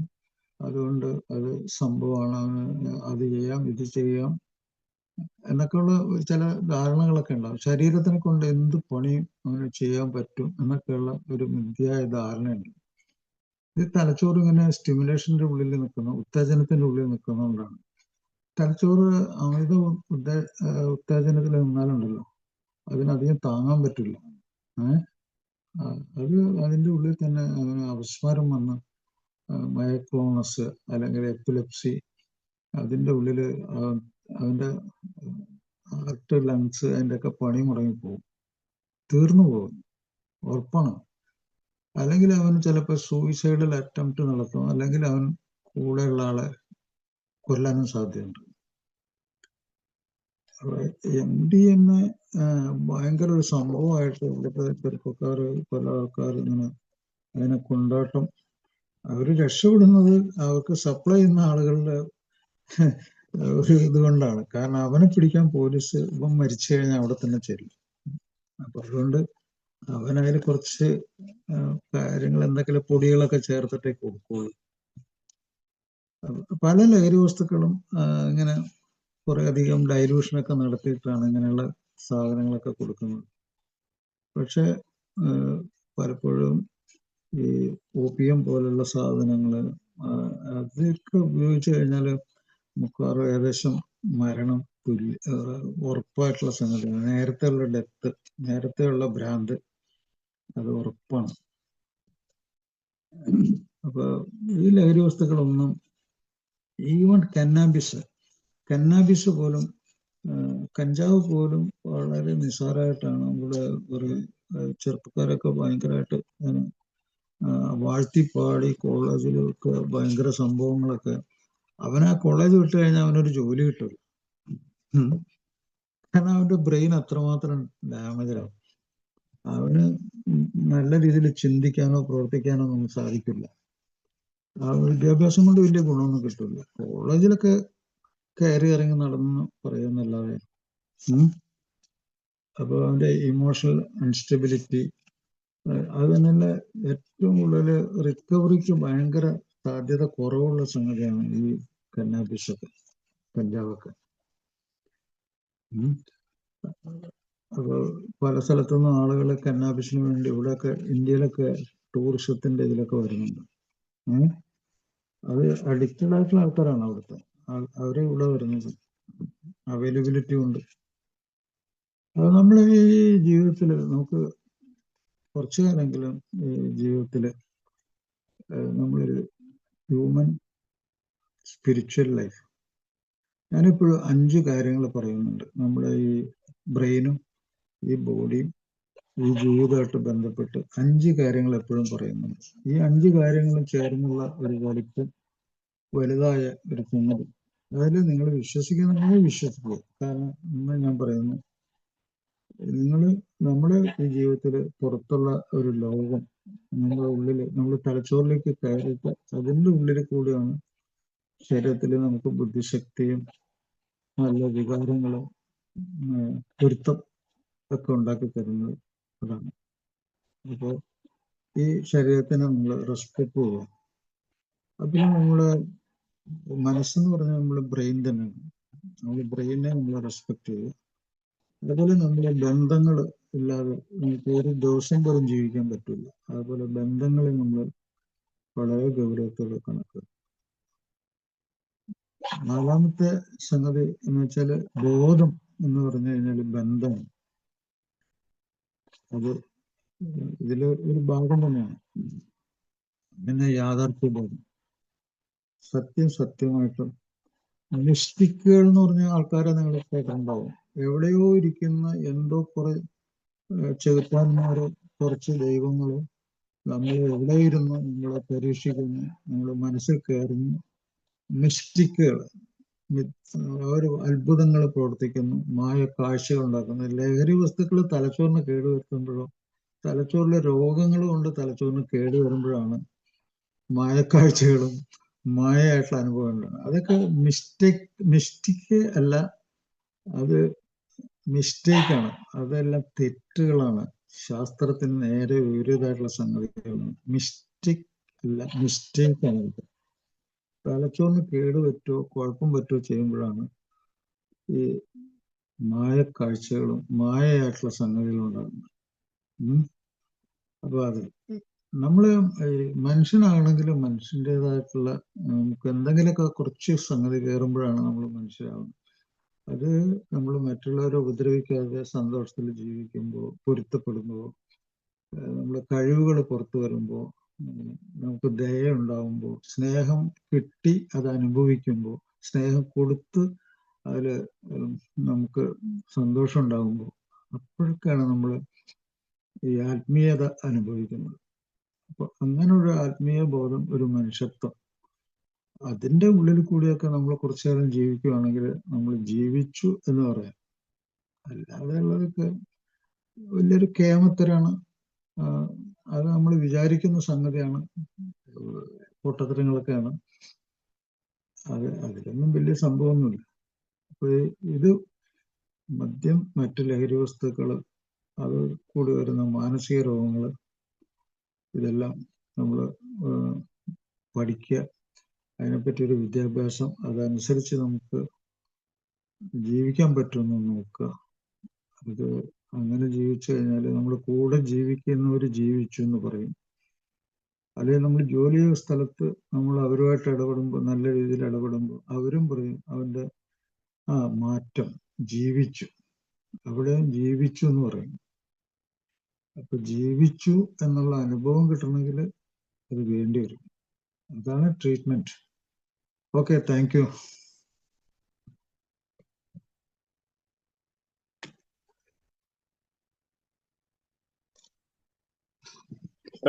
Thank you doctor.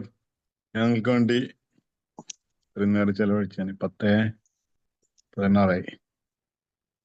Thank you. അപ്പോ ഇന്നിപ്പോ ഡോക്ടറോടുള്ള ചോദ്യങ്ങളൊന്നും മാറ്റിയേക്കല്ലേ? തീർച്ചയായിട്ടും. Thank you doctor. സമയം 10:16. Thank you.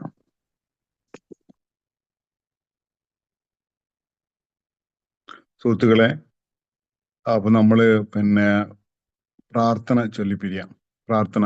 ദൈവമേ, മാറ്റുവാൻ പറ്റാത്തവയെ സ്വീകരിക്കുവാനുള്ള പ്രശാന്ത മനസ്ഥിതിയും മാറ്റുവാൻ പറ്റുന്നവയെ മാറ്റുവാനുള്ള ധൈര്യവും ഇവയെ തമ്മിൽ വേർതിരിച്ചറിയുവാനുള്ള വിവേകവും ഞങ്ങൾക്ക് നൽകണമേ. Thank you, Satish. Thank you for coming. Bye. Thank you, doctor. Thank you, Thank doctor. you all. Thank you. Thank you. Thank you. Good night. Doctor